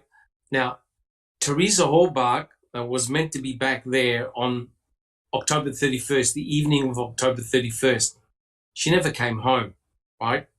And to think that Scott had waited, I think, until the 3rd, but there was something cooking on the 2nd, trying to get the missing person poster going. It's amazing that no one reacted quicker, right? And they waited for so long before they noticed that when he noticed that, oh my God, Teresa's not here, and never even questioned it until much later down the piece. And as Kelly has often said, the first 48 hours are so crucial in an investigation, right? And so much time has gone past before Karen Hallbach phoned in to say, hey, my daughter's missing, right? And by that stage, it was probably too late. And you've got both Scott and Ryan in Teresa Hallbach's residence, where she shared a property, a place with Scott Blowdorn, right? So potentially you've got control, as Neverly alluded to, you've got control of the potential crime scene, if that's a crime scene. You've got control over evidence, right? You can pollute the evidence, you can control the evidence. But let me tell you right now, Mr. Kratz unloaded, right? And the only reason why I mention that is because now we have the Colburn and Netflix defamation case, right? And I'll read out what Mr. Kratz said, right? This is interesting. He goes, and this is under the section of the Day Planner. He goes, will antiquated defamation laws drafted to protect media giants from lawsuits be changed to make it easier for public figures to hold accountable those intentionally or recklessly destroying lives in this way, right? So essentially, he's having a go at all of us. And he's actually urging Ryan Hilligus to sue Kathleen Zellner for defamation, right? And he goes, I quote, I'm aware of no such payout for Ryan Hilligus. But I bet dollars to donuts that Ryan Hilligus is not what the rules of federal defamation law would consider a public figure. go get him, Ryan. Right? Wow. Which is, he's basically saying in his book, Ryan, go sue Netflix. Right? And that's why the outcome of this civil suit or defamation suit with Colburn is so important. Neverly, do you have a comment? No comment? Okay. Jack 61, do you have a comment? I do, and this goes back just a minute or two, and this is talking about when did they actually start looking for Teresa? My opinion, after, probably within 4 or 5, maybe even 6 months, maybe less. I don't really remember at this point. My opinion is that the family was looking for her no later than the evening of November 1st. Even if it wasn't a grand search, I still feel like that they were probably poking around saying, hey, does anyone talk to Teresa? No. Because that family, no matter what we see on TV or tears, no tears, whatever, I still think there was a lot of contact, especially with Teresa and her sisters, her little sisters. Yes.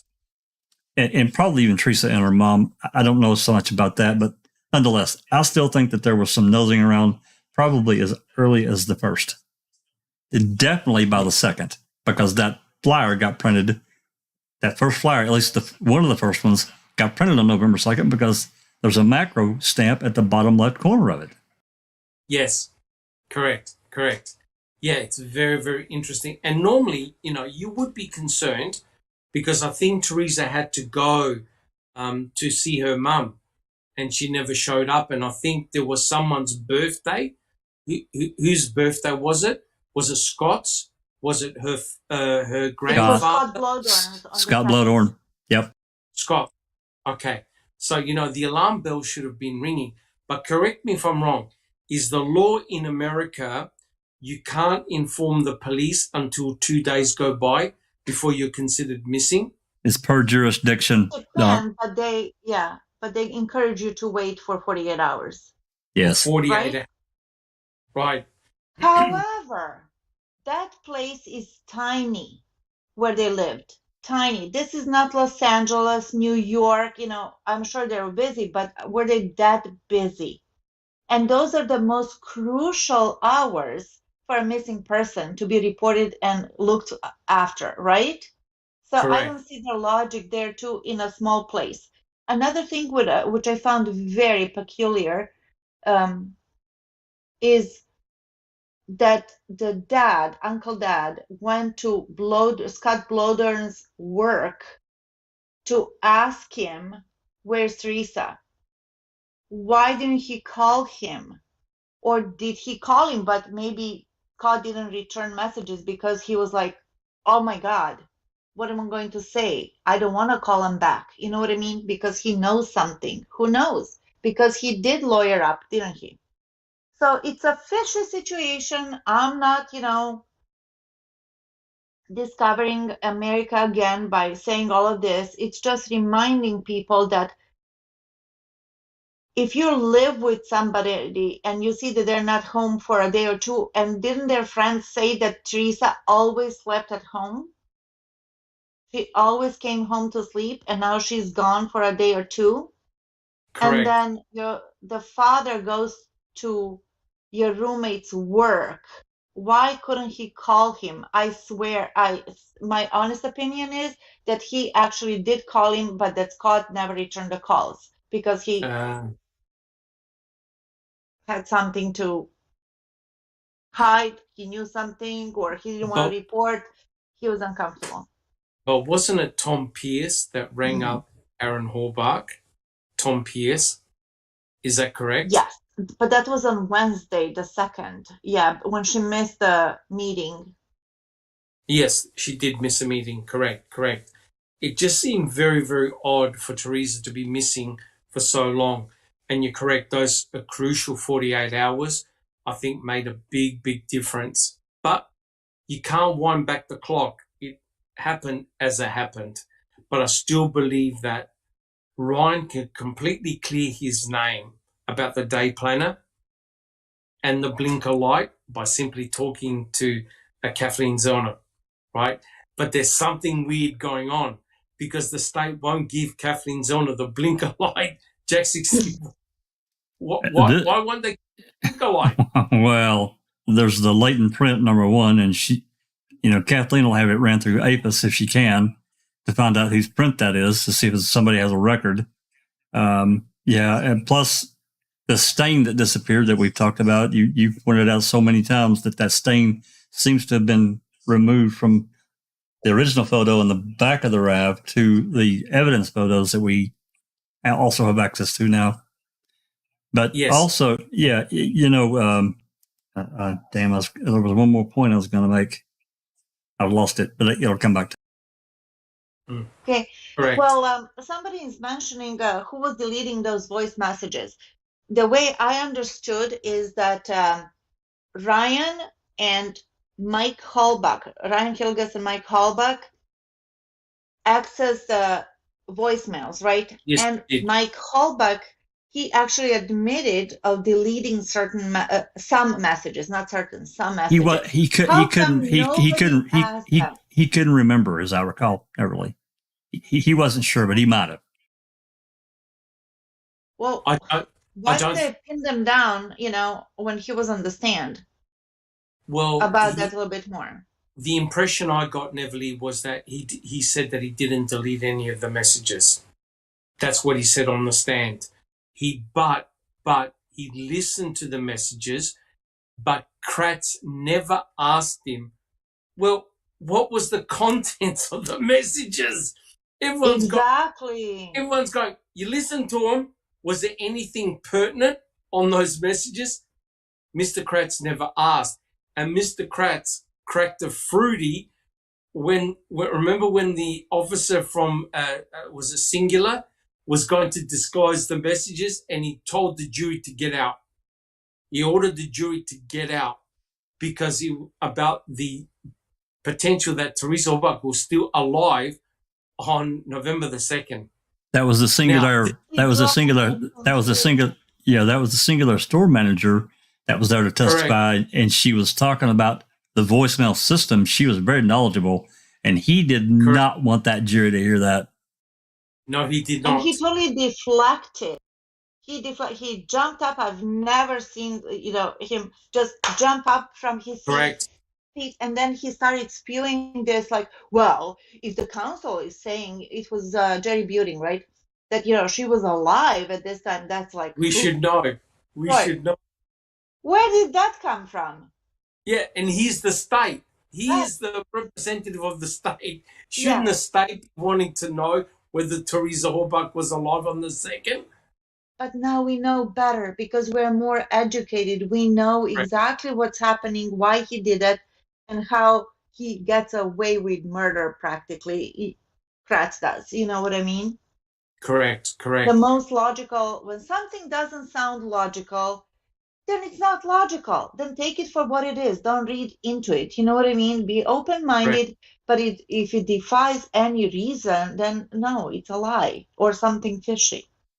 Correct. And like I said, if you compare with what happened in the Depp and Amber trial, everything was played. Good, bad, ugly, otherwise. And the amount of swear words, harsh language, everything was open slather. And yet, Mr. Kratz didn't want anything played. Nothing. You would have thought, Judge, these are the messages on the phone. We're going to play every one of them. Right? Are they important? Yes or no? Do they point to somebody else? Yes or no? We heard nothing.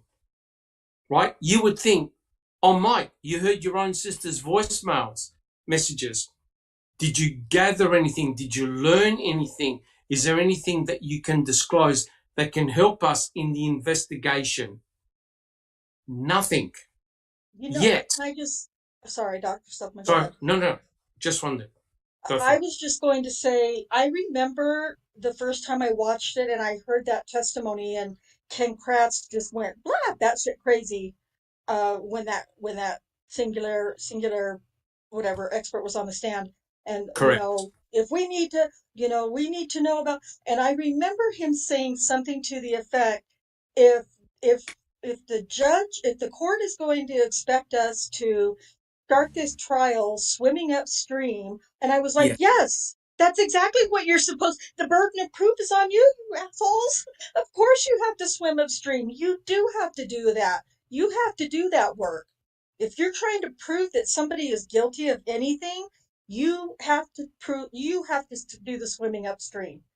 And I was so annoyed that, every time I watch it, but specifically the first time, I was so pissed off that the judge was just like, okay, well, next. And I was like, oh my God, what the fuck is happening? All right. Yeah. I'm going to take a poll, and I want the audience in chat, yes or no. Was Judge Willis effective as a judge? Yes or no? Jack 61. No, because as most judges, he was a clock watcher, but I always just got the feeling, both in what we saw in the Ma'am 1, the trial footage, plus reading everything that we read in the trial, doing the recordings, that he really wasn't in control of the courtroom. Kratz was, or Gollum or Fallon. Oh, and Fallon. No question. Fallon was, you don't think that was effective? No, he wasn't, because, there are things that he allowed into evidence that I really have questioned.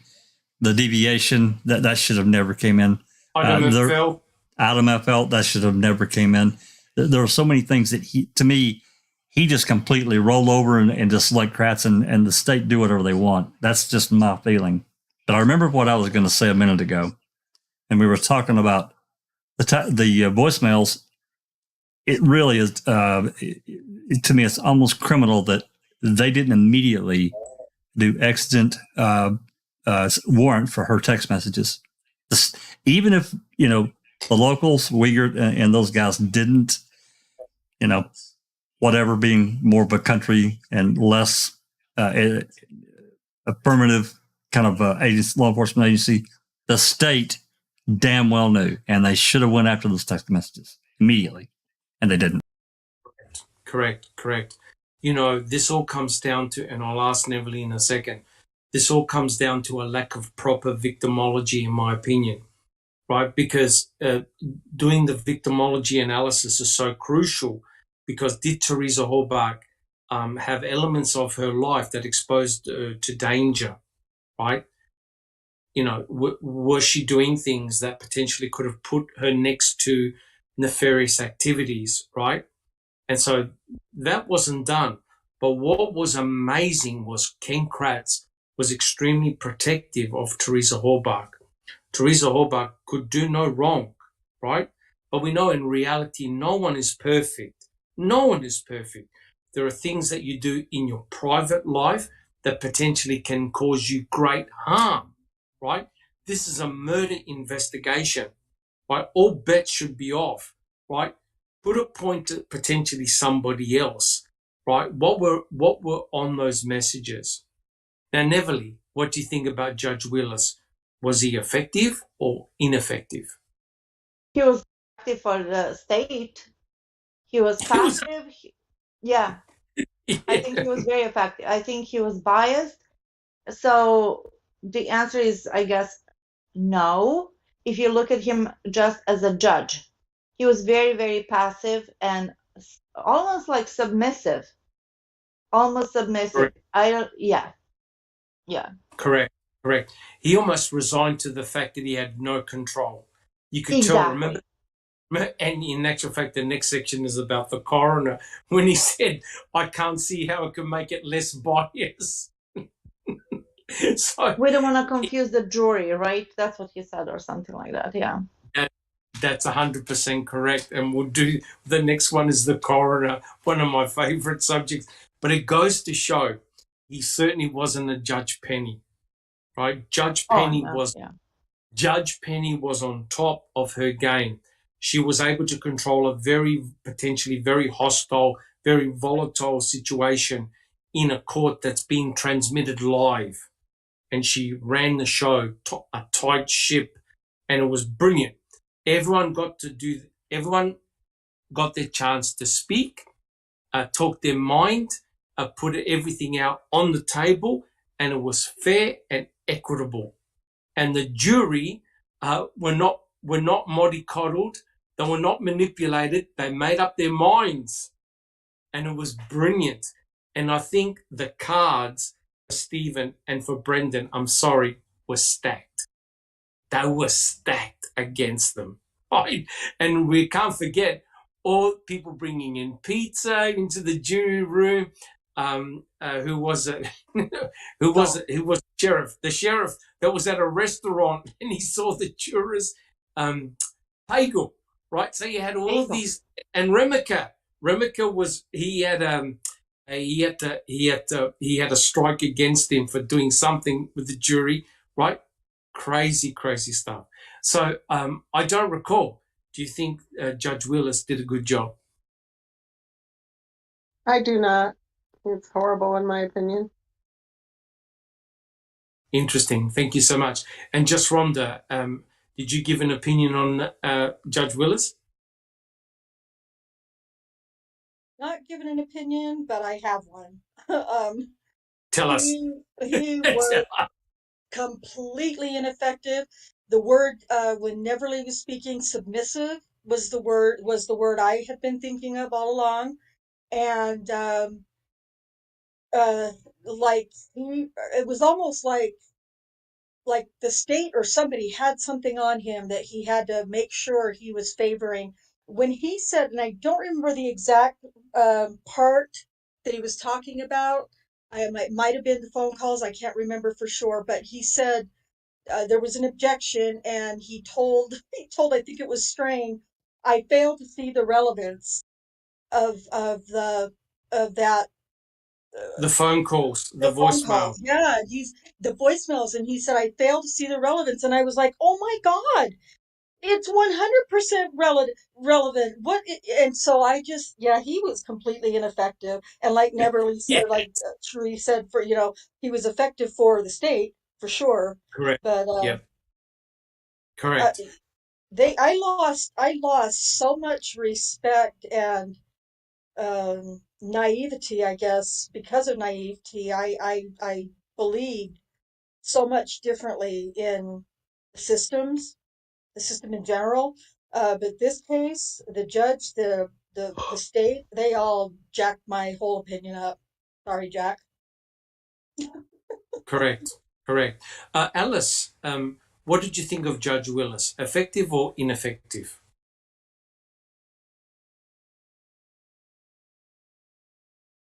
Alice is having issues with oh no, internet, or it's really late over there in Europe.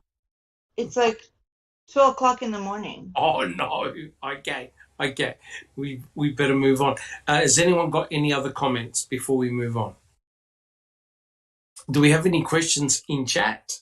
We've got a lot of people in chat. Do we have any questions in chat?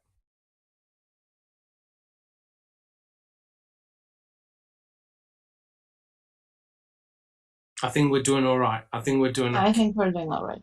Okay. Well, look, guys, what I'd like to do, we won't finish because I think we've gone for nearly 2 hours. Is that right, Jack? We've gone for nearly 2 hours. So what we'll do, we're a little over 2 hours, yeah.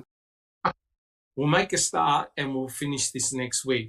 But can we have the first slide? Then the next section that Mr. Kratz does is truly shocking. It's on the coroner. So can we have the first slide, Jack 61, on the coroner? This is going to be good. Give me just 1 second, Doc. No worries. So if you haven't noticed, I actually did a presentation on the state's coroner, Deborah Kakach. If you haven't seen it, go check it out. You'll learn a lot of things. It truly was amazing what actually happened to Deborah. So as you know, she actually appeared as a witness, and the way she was treated, was off the charts. So we'll just wait for Jack61 to put the next slide up. All right, so this really was a real tragic story, in my opinion, and really represented the way that one of their own colleagues was treated by members of the MTSO. So what we have here is Deborah Kakach. And the question that we have to ask is, did Deborah Kakach actually have the appropriate qualifications, as Mr. Kratz said, to kick the body, right? Mr. Kratz showed no respect to Deborah Kakach at all and just simply said, hey, look, all a coroner does is come along and kick the body and that's it, right? And now we know the way Mr. Kratz treated women. We can now understand how this comment is applicable. He had no respect for Deborah Kakach. Now, she was the state's coroner, okay? And you could tell, I'm not going to read them all. Her professional qualifications were top shelf. She had a lot of different training in different areas. She was highly qualified. She had done courses in DNA analysis. She was a certified forensic nurse. She had a professional affiliations. She was highly skilled, highly talented, and had worked for the MTSO for a long period of time, ranging from she's commenced as the deputy coroner in 1991, and she officially then retired in 2007. But she also was coroner at the time where Tom Kacerik was around, right? And she was coroner on, I think, on the Ricky Hochschlatter case and other cases as well. So was she highly qualified? Deborah Kakach was extremely qualified as the state coroner. No question about that. Let's have a look at the next slide, Jack 61. Can I just say something, Dr. Silkman? Yeah. Yes, at of this course. point, okay, so Kratz slammed Deborah Kakach. He was so rude and disrespectful about that. Well, let me reassure you, if Deborah Kakach, the coroner, played ball, Mr. Kratz would praise her to heavens. Correct. Oh, you know what I mean? So this is what he does, this is what manipulators do. They will either, praise you, or they will just take off, strip any power off of you, destroy you if they don't need you, or if they feel threatened by you. So this is exactly what it is. He very well knows that, coroners go to school. It's a high position. A coroner could arrest a sheriff. So no, she's not there just to kick the body. He said that just for the shock effect. So it's another type of manipulation and deflection. That's all. And also to downplay the importance of Deborah Kakach. Yes, strips off the power. Yes. Correct. So the Jack 61, did you actually have a comment? All good? Jack 61, did you have? Yeah, I mean, I did, and it's just really brief, and it's just thinking about, it was Gon that really jumped up and objected to Deb Kakach when she was on the stand, and I just thought it was really inappropriate. Correct. He treated her just absolutely like shit. Absolute garbage, right? But the question we must ask, thank you, Jack 61. The question we got to ask is this. Well, what does a coroner actually do? What are the main roles or duties of a coroner? And so if you have over a look here, I'll quote, in general, coroners investigate certain kinds of deaths in order to determine the identity of the deceased and the date, place, circumstances, and medical cause of death. The coroner's role is to find out what happened, not to point the finger or lay blame. So there's no question that the coroner had to be on the Avery salvage yard likely at Cuss Road, and likely at the Manitowoc County gravel pit. Does anyone in chat or on the panel have any doubt that Deborah Kakach, the coroner, the state coroner, had to be there? Yes or no? In chat, let me know. Should the coroner have been there? Neville, yes or no? Coroner had to be there? Absolutely, absolutely. The coroner needed to be there. You need a coroner in any kind of a situation, as you stated. This was not a natural death at home. Even at home, somebody needs to come and pronounce, a doctor has, or medical examiner has to pronounce the person deceased. You can't just say, oh, he's dead.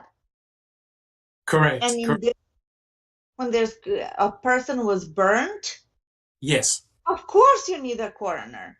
Correct. They look at the layout of the cremains or of the bones to see if it's in an anatomic position or if it's scattered. What will that tell you?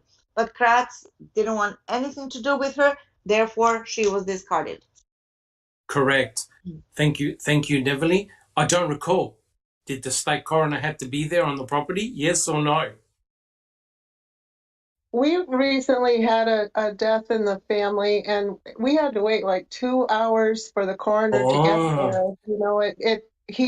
there. We found him passed away, and so yeah, we had to wait. So yeah, they're necessary. Yes.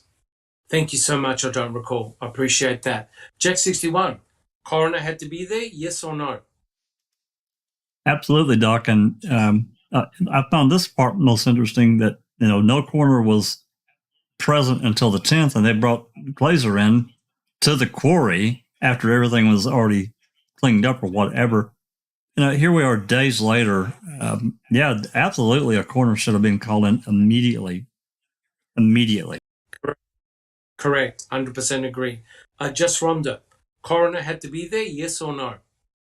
Yeah, I mean, to echo what Cherie said, I was present when I was holding my mom's hand when she passed away, and my stepdad's hand when he passed away, and we had to leave them in the living room where they passed away for a couple of hours, waiting for the coroner to get there to pronounce death. We couldn't do anything until the coroner came and pronounced death, and those were attended deaths. Like there was somebody present when they died. So yes, the coroner needed to be there, and that was one of the other shocking things. The first time I watched, ma'am, was where the hell is the coroner? Why is there not a coroner being called?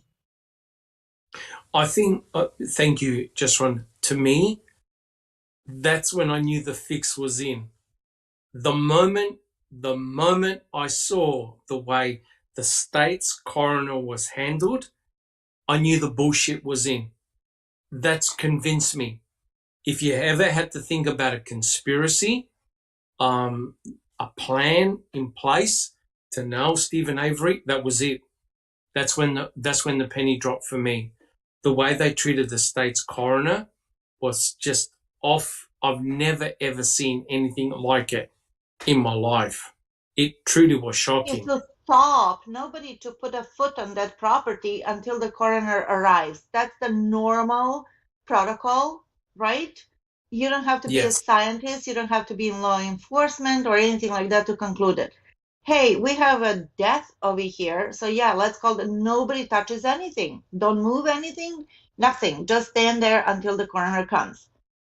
But in this case, just ask Kratz.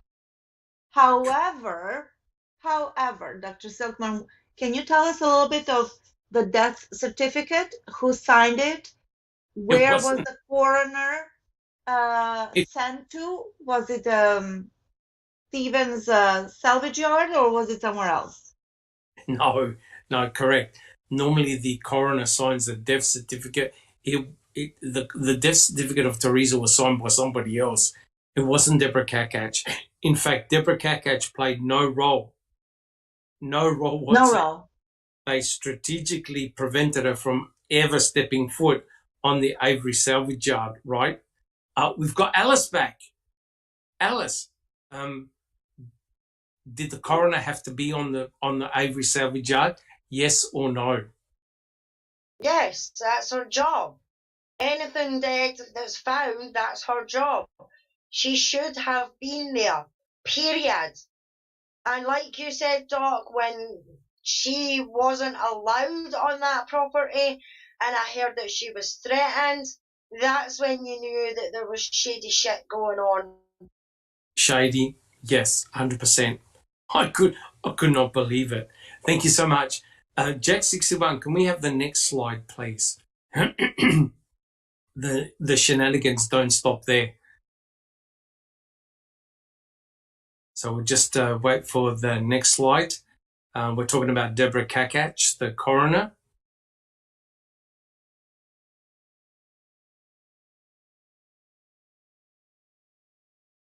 We'll just wait for that to come up.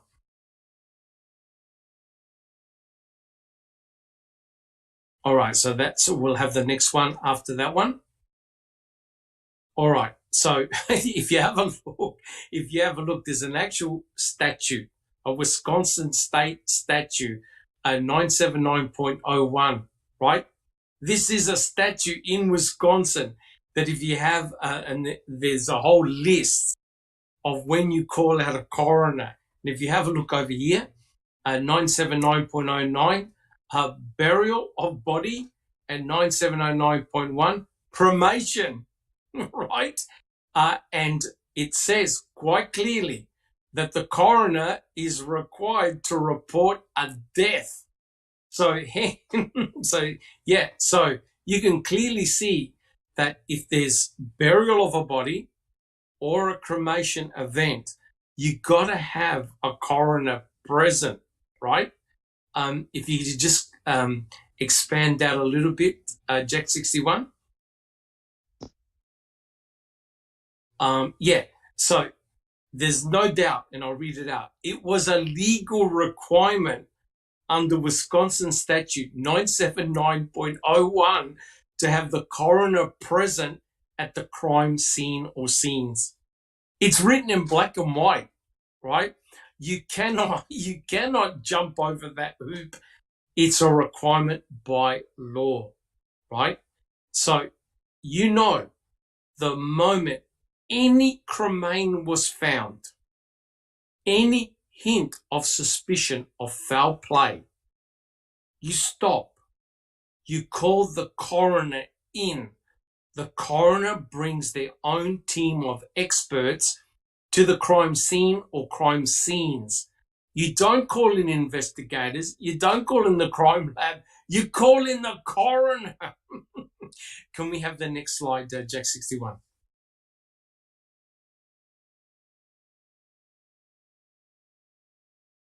So it's a statute that you need to have the coroner present.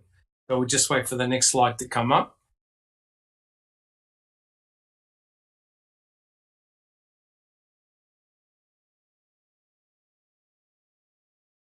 All right, now here's the problem, and I think this, and Neverly alluded to it, and she's 100% correct. In Wisconsin, when the coroner is on site, the coroner has the power over the sheriff. The coroner has the power to arrest the sheriff, right? So if the coroner feels that there's some shady business going on, think about it. Deborah Kakach had the power to arrest Sheriff Peterson, right? Because she's the top dog when there's an investigation going on. This occurs in Wisconsin. So the coroner had the power to arrest the sheriff. Now, there's no doubt about it that Sheriff Peterson would have definitely have known this about Deborah Kakach. And so all these people phoned up Deborah Kakach to say, keep off the property.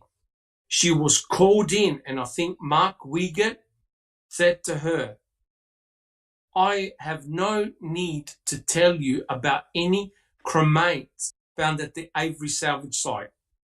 She goes, oh, yes, you do. Right? So here is the chief investigator, one of the chief investigators, Mark Wiegert, telling the coroner that she had no business knowing about cremains, right? And quite clearly, think about it. If you were Deborah Kakach, you would be shocked to find that she heard about the cremains on television, right? No one phoned her to say, you better come out here. We've got potentially a dead body. Performing a surgery without a surgeon. Correct. 100%. That's how important her position and her work is. Check It's 65. like performing a surgery without a surgeon. Without a surgeon. What an absolute disaster, Doc. Nearly everyone. What a disaster. I mean, God. It truly is mind-bending. Can we have the next slide, please? So I think Sheriff Peterson, knew the implications if the coroner was on the property and Peterson caused any trouble. She had the power to arrest him. And that's clearly something that Peterson did not want to happen, because she would have been in charge of what happened at the salvage site, potentially at Cuss Road, and also at the Manitowoc County gravel pit. Now, how ridiculous is this, right? So Deborah Kakach appeared on the stand, but only for a very short period of time, and she was questioned by by Strang. And here's the question. All right. It's horrible. All right. Did you, in November of 2005, come to learn of some suspected human bones found on or near what we call the Avery property in Manitowoc County? Answer, yes, I did. Question, how did you learn about that? Answer, from television. Now, guys, let's think about this, right? You're the state coroner and you hear about a murder investigation, not from your colleagues, but from television reports. That is the biggest slap in the face as a professional that you can get. There's nothing worse than that. And guys, have a look. There is a burn pit, there is a crime scene, and there is a box of effing bones. Box of bones, human remains. And the coroner never got to see the salvage site, the cremains, nothing. In fact, she was threatened. You show up on the Avery salvage yard, you're going to get arrested. And guess what, guys? Guess why? Because she was told, you're part of the MTSO and we don't want any conflict of interest. So because you're part of the MTSO, you cannot appear on the salvage side because of a conflict of interest. So that's why we kept you out. And Norm Gunn jumped up and said, Your Honor, she's just a disgruntled employee. Kick her out. And the judge threw Deborah Kakach out of the courtroom, right? Because of a presumed conflict of interest. Now, the bizarre thing is, guys, were there MTSO officers at the Avery salvage site, at Cuss Road and other places? Were MTSO present? Yes or no? Yep. Absolutely. Yes, they were. Yep, they were everywhere. And they were finding strategic pieces of evidence. Alice, did you have a comment? Yeah, I was just going to say, yeah, they were MTSO and Calumet, and they were all over that property when they should have. The only one that didn't have a conflict of interest was the frickin' coroner. Was the coroner.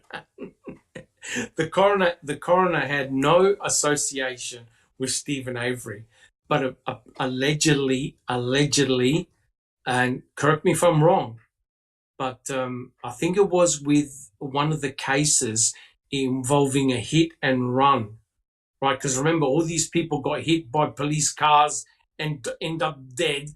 And Deborah Kakach said to the sheriff, if I find out it's one of you guys, I'm going to say it. right? And I think that terrified the law enforcement officers that Kakich wasn't going to play ball. Jack 61, did you hear that rumor? I think I did, Doc. I do think I remember hearing that.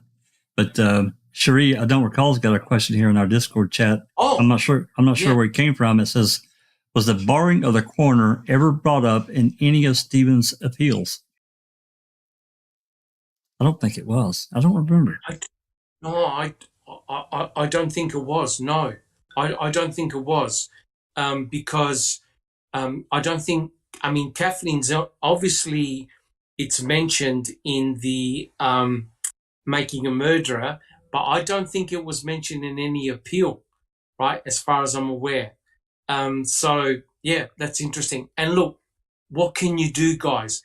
Deborah Kakach never appeared, so hence she can't actually add anything because she was never there, and that is the problem, right? Even if you bring it up on appeal, it's not going to make any difference at all, and that's the tragedy.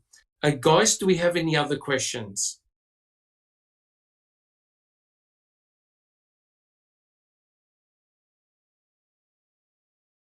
Are we all good?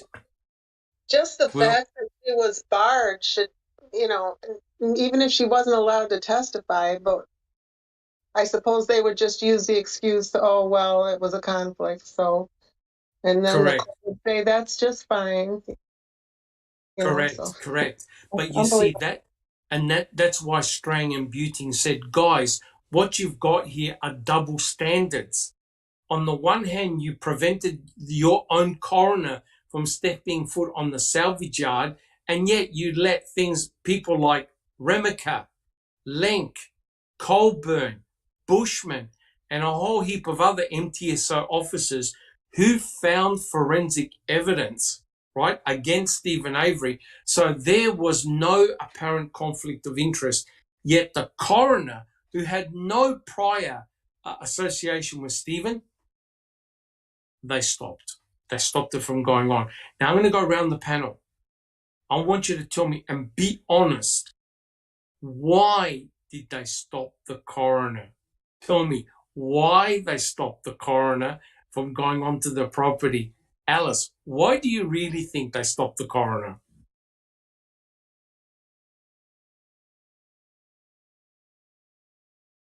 Alice, can you speak? Okay. We'll get back to Alice. I don't recall. What do you reckon is the real reason why they stopped the coroner? She would be able to see the funny business that was going on, and she wouldn't lie about it for them, is my opinion. Correct. Jack 61. What do you reckon is the real reason why the coroner wasn't permitted on the Avery salvage yard? I'm quite honestly, Doc, and I think I've told you this before, I don't think they wanted any coroner, not specifically it being Depp Kakach. I don't think they wanted Eisenberg there. I don't think they wanted Plazer there, especially, around the 8th or so, because, you hate to put it and say that there was some kind of plan in place immediately. But again, when they involve an outside party that they don't really have any kind of control over, it's a completely different office. The coroner's office is different than, they're associated with law enforcement, but it's just like there's, they're another part, like the crime lab, it's just a different part. But they didn't have control over the coroner. So I don't think they wanted them there at all for control purposes. Correct. Very interesting. Thank you, Jack 61. Alice, are you there? No. We'll get back to Alice. Just Rhonda, why do you think is the real reason why they didn't want the coroner?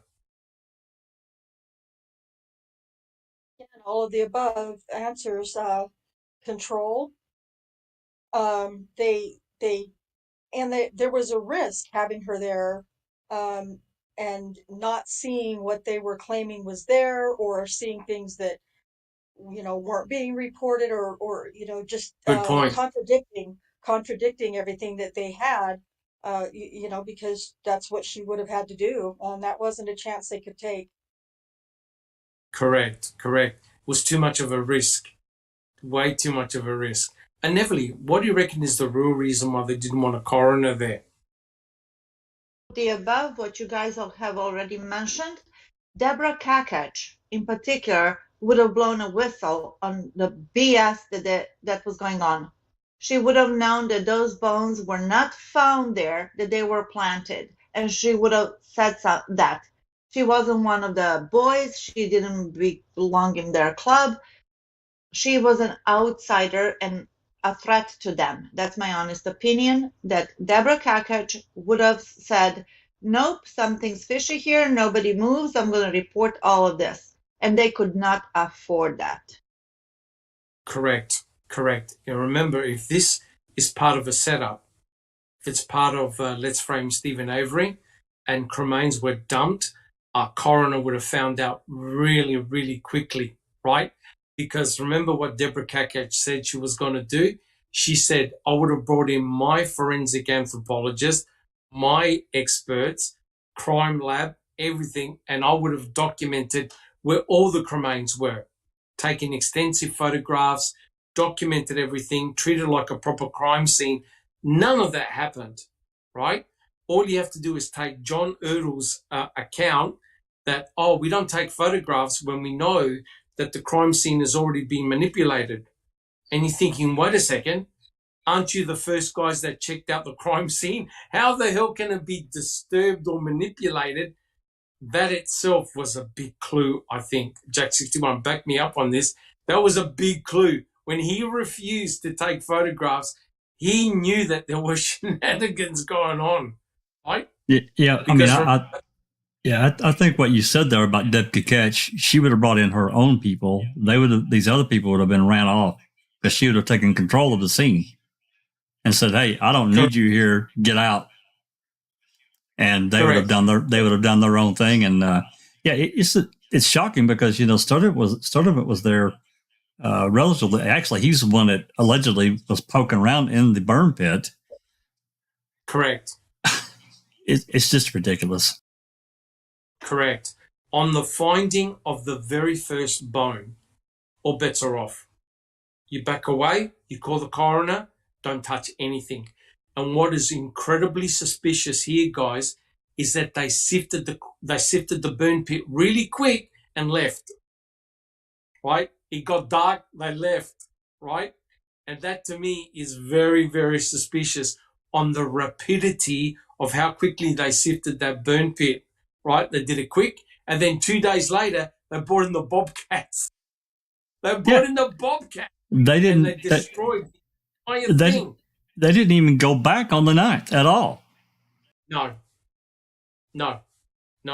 And they gave the box of bones to Bennett and basically said, who are these bones from? Are they from an adult female? That's all they needed to hear. Then Eisenberg did further analysis. But the whole thing is ridiculous when you think about it. All right. Well, look, guys, we've gone on for a long period of time. Shall we just do one question of the coroner? We'll get back to it next week, or shall we stop here? Because we've gone on for a while. Well, let's do a question, Doctor. Let's do a question. We'll do one question of the coroner, and we'll continue next week. All right. So this is what Mr. Kratz wrote. I quote, "The most puzzling part of MAM 2 comes in episode 10, when former Manitowoc County coroner Deb Kakach saunters into the courtroom as if she had some legitimate reason to be there. The defense team at the time of the trial was playing games with the state, refusing to identify who their next witness would be until the very moment they were called to the stand. Assistant DA Norm Kahn was in the driver's seat that day. He would be asked to handle any cross examinations or objections. And we all know what Norm Gahn did, right? So here's the question. Was Mr. Kratz concerned that Depp Kakech was going to come into court and kick him instead of the body? Jack 61. What was he really worried about? Jack 61. Yeah, it's hard to say for sure. They probably were afraid of what she would say in relation to how she was handled as far as being barred from the scene and her function as the county coroner, her required duty, and she was not allowed to do it. It all is bad, really bad. Correct, 100% correct. And Norm Gahn called her a disgruntled employee. Yeah, that's ridiculous.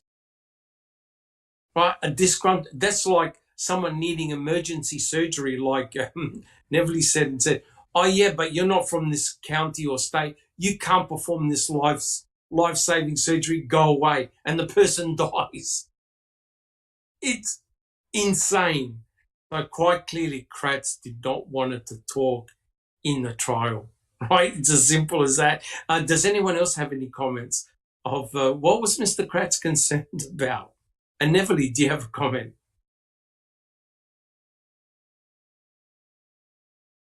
I'm sorry, Dr. Silkman, can you repeat the question? Yes. Do you have a comment of what Mr. Kratz was actually concerned about, why he didn't want the coroner to actually talk during the trial? Yes. Was he worried about? Mr. Kratz was worried that Deborah Kakach was going to say exactly that the investigation was not proper, that they ran amok basically, and that there should have been all the evidence basically could have been thrown out by her one statement that she wasn't there wasn't a coroner on the property at the time, scene of the crime, quote unquote, and that would be like fruit from the poisonous tree, because nothing was documented, right? Good point. No pictures in situ, right? No. Correct. Yeah. Correct. It was Correct. unsupervised investigation, basically, by a coroner. Correct. And which is the surgeon in this analogy.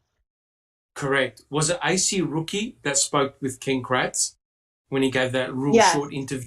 Really, really pissed off. And he said, who gives a shit where the coroner was? She's just simply there to kick the body. So therefore, you totally downplay and disrespect the state's own coroner. And that's how you know how important the presence of a coroner was with that statement that he did. Remember in that little short interview, Kratz also asked AC Rookie, are you smoking crack or something? So he was so aggressive with his statements, and he went for the shock value just to deflect the topic of the conversation and the hard questions. Correct. It honestly was a horrible, horrible look, right? When you don't respect your own colleagues, right, in that regard, as you can see, Deborah Kakach had a hell of a lot of experience, and you treat someone like that with respect. Now, quite clearly, what could Deborah Kakach would have done? Honestly, she would have gone to the burn pit area, likely Cuss Road, and also likely at the Manitowoc County gravel pit, and documented the cremains. That would have been her job. She would have taken extensive photographs. She had a forensic anthropologist there on site to sort of say, oh, look, there's no anatomical continuity here. There's something really weird going on. She would have documented the burn pit. We don't even know the bloody dimensions of that burn pit. There are no rulers. There's no markings. There's no reference point. There's nothing. You don't know how big it was, how small it was. It's the most insane documentation of a crime scene, right?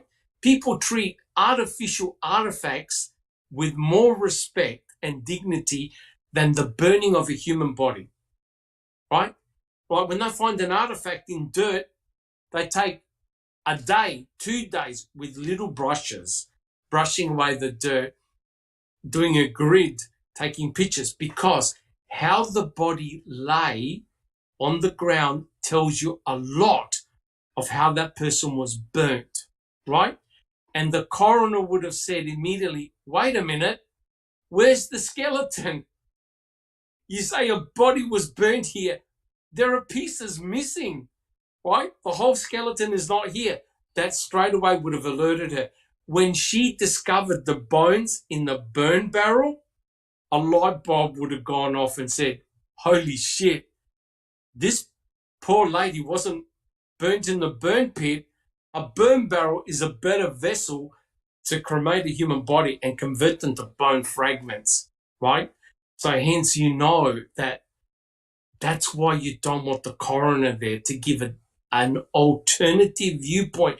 They acted like thieves in the night, right? They went into that burn pit, they sifted it and ran out and gave a box of bones and said, trust me, they came from the burn pit, right? Now, how can you have the state's forensic anthropologists not even question where those remains came from?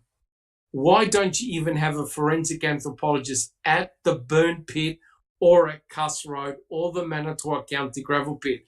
Because they're going to tell you a narrative you don't want to hear. Jack 61.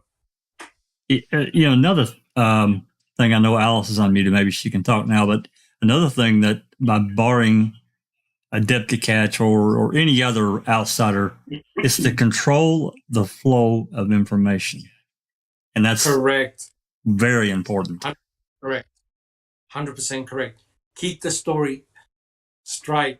Keep the story as you want it told. That's right. Because we know the shenanigans at Cuss Road, right? We've got that document that says bones found at the clandestine burial site, and yet nowhere in CASO and nowhere in the trial do you hear bones found at Cuss Road. That's right. Got it in a report. We got it in a report, right? It says a lot. It really does. And if you want shenanigans, you keep out the coroner, right? You control the story by keeping out the coroner. And, when I saw her crying in MAM 2, that she felt unsafe at her own job, that's a shocker. You have to admit that's the lowest of the low. Alice, do you have a comment? Yeah, I mean, that is the lowest of the low, Doc. But you know exactly what would have happened if she was allowed to sit on that stand. Jerry Buting would have said to her, so, Miss Catch, how do you, when you come across a body, how do you mark it? How do you report it? What is it that you have to do to report this incident at this scene? And she would have went into, you've got to grid it, you've got to mark it, you've got to get your wee measurement ruler thing and then take photographs of it in situ and everything like that.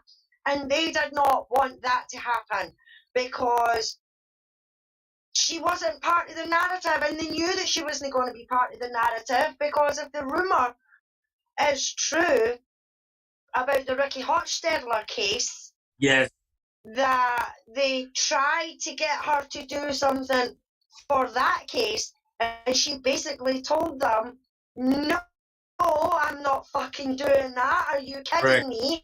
So they then knew from there that they could not rely on her for any of the shenanigans, not just what has happened in on Brendan's trials, but any of the illegal shenanigans that these cops and that have been up to, and have probably been up to for years. Because I don't think they just woke up in 2005 and went, we're going to frame a man for murder. You know what I mean? There's got to have been the inclinations there before, maybe it was fiddling a report or something like that, you know, and getting away with that. So we thought, oh yeah, I can get away with that. And it's just continued from there, you know. But she would have ripped that story apart if she had got on that stand, and they did not want that. That's why they stood up and they said, excuse me, Judge, she's a disgruntled employee, you know. Yes, 100% correct. 100% correct. You're right. And that's exactly what they would have used Deborah Kakach for. They would have questioned her and saying, look, if you were on the property, what processes would you have done in place? What would you have done to process that crime scene? And it would have been totally different to what they did, right? There's no doubt the way to have processed that crime scene was to get everybody out, protect the crime scene with a tarp, you know, those big tents, right? Block it completely off, have a pathway, one pathway in, one pathway out. You grid it, you put a flag where every cremain piece is found, so you can document how the body was positioned in the burn pit. The mere fact that you've got a random collection of bone fragments tells you that all somebody did was get a bucket and dump them in, right? Because when you burn a body, how the body lays is where you find the bones, correct? You find the head at one end, the feet at the other. There's no two ways about it. They never found that. That's the important thing. They never found it. They found bone fragments, random collection of bone fragments, which means someone got a scoop or a bucket and just dumped them. That's the point of why you don't want the coroner there, because the coroner would have said, what did they do here? This is not a normal burning, right? And when you look at what Brendan Dassey said, that's the clue. Brendan said, I picked her up by the feet. Uncle Stephen picked her up by the head and shoulders, and we put her into fire, which means that if you burn a body, you got the head at one end, the shoulders, the arms, the legs, the pelvis, the feet. You never found any of that. That's your biggest clue that something weird happened to the burning of that body, right? Which means that it's not the burning scenario the state are trying to attest. But that's why the coroner needs to be there for proper inspection. And the jury would have heard this thinking, holy shit, those bones were dumped there. It's not a person was burnt there. That's not the primary burn site. And so that's why, as Jack 61 and Neverly alluded to, you control the narrative to how you want it to run. And the jury's got no option because there's nobody counteracting that narrative, right? If the coroner goes, I'm sorry, boys, my analysis proves that her body was not burnt there, but it was part of her body was dumped there. That changes the narrative completely. And you can't have that happening in a trial. Think about this. Why on earth did they call Bushman for one day? Right. One day they called Bushman at Cuss Road and he disappeared. And there are no reports by Bushman. And Bushman never appeared on the stand, right? So therefore, the person that was there that led Team A was never there to testify what he did, right? What actually was present at Cuss Road, right? So hence, as Jack 61, as Neverly and Ezra, people in chat, you control the narrative. And that's the shocking part. All right, guys. Well, look, I think we've done a lot. Jack 61, I think we've covered quite a lot. We've talked a lot. I want to leave the final questions. The good news is we've probably got one or two more podcasts and we have finished this book. But you can clearly see, guys, we've covered a hell of a lot in chapter 15. All right, guys. Well, look, I want to thank everyone. I want to thank my panel for an excellent discussion yet again. It's amazing how we keep on discussing these things. And also, thank you so much for everyone in chat. You guys are fantastic. Thank you so much for your support. If you like us, what we do, please subscribe to our channel. It really helps. Put your DNA on the thumbs up button if you've enjoyed the podcast. And guys, don't forget, if you want us to talk about certain things, put them in chat. I always check the discussions. I try and answer the discussions. We all do as best that we can. If you got any suggestions, things that you'd like us to talk about, please let us know. Of course, a big shout out to Jeff Jones. He's doing an excellent series at the moment, looking at making a murderer, and that's going really, really well. Jack 61, is there an open mic next week? I haven't decided. I don't. I enjoy talking about the case as much as anyone, but I don't want to beat a dead drum. If anything, tomorrow for the open mic that I've toyed with and I've gotten away from is maybe reading another deposition that we haven't gotten to. May do that. That's a possibility. If Rhonda's up for it, maybe Neverly if she wants to read, or whoever. If you're a good reader and you feel froggy, and we can get on and possibly go through another deposition that we haven't gotten to openly and get it read. I did want to mention though, and I know you haven't gone down the list yet to the end. I forgot to mention earlier the community page that we have. I don't think I mentioned this, but I did put a thing up earlier on the community page that has all 4 of the new Colburn v. Netflix documents. There's a link to them. Okay. So I just wanted to pass that. And again, thank you to Cherie, of course. Of course. Look, like I said, I'm truly blessed to be part of this team. I really am. And it blows me away every time we get together and discuss as a panel, as a group in Discord. I know that Cherie was a little bit upset with all of us saying, oh, you're all on the Depp. But I learned a lot about the Depp and Amber Heard trial. I really did. The shenanigans that go on, especially with the attorneys, and win at all costs. Who cares about the truth? I want to win at all costs. That's exactly the mantra that Ken Kratz and Fallon and Norm Gunn to a degree alluded to. Win at all costs. Who gives a stuff about the truth? Yeah. Because if they're really concerned about the truth, right, they would have had Deborah Kakach there for a start, right? There was nothing to do with the truth. Jack 61. Yeah, that talks about, and I don't know if people want to talk about the Depp Heard trial some more, and I'm very open to do that because everything that we saw, and then looking, if we wanted to summarize a lot of it, is credibility, and how that was presented. To me, yes. We talked a little bit about this earlier.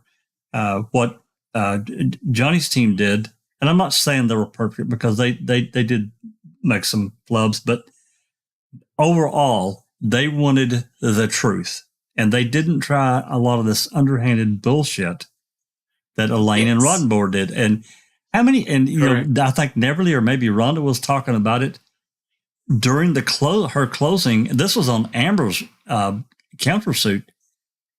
Elaine got called out 4 times, objected to, because she was trying to introduce shit she wasn't allowed to do.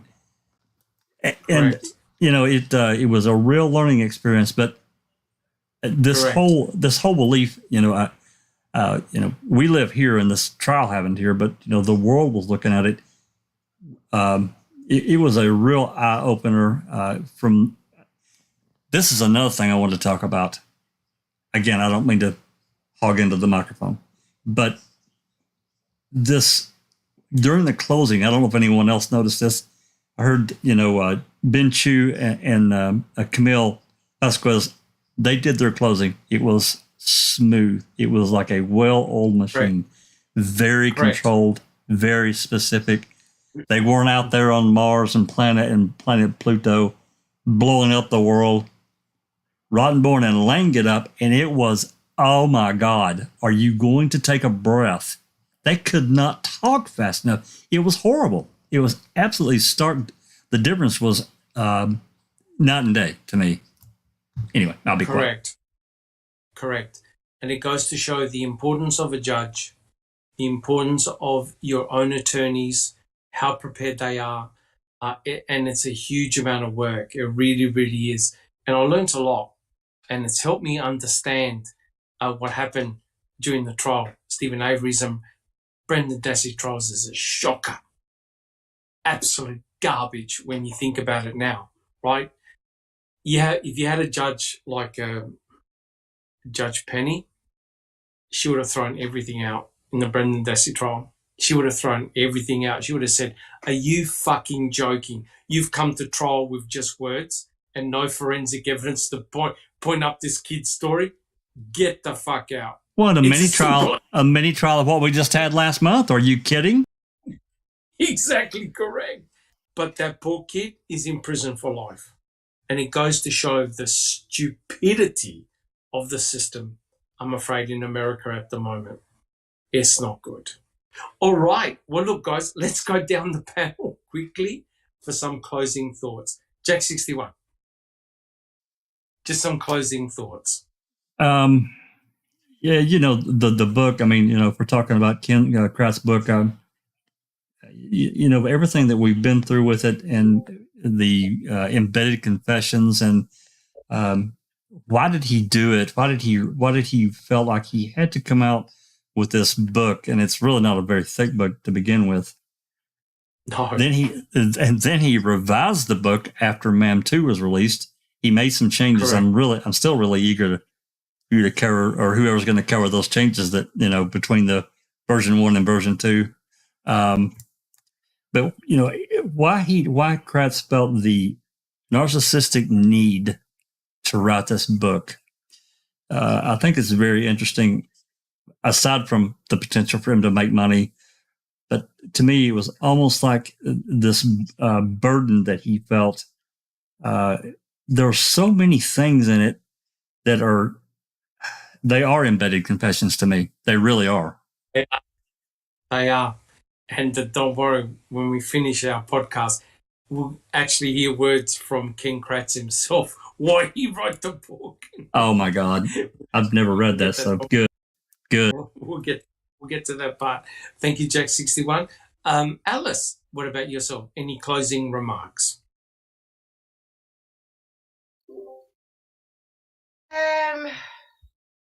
When it comes to Kratz's book, I mean, as you say, to me, bits there are like snidey, snarky, sort of look what I got away with, sort of comments, you know, off the cuff kind of comments, confessions, if you will, that way.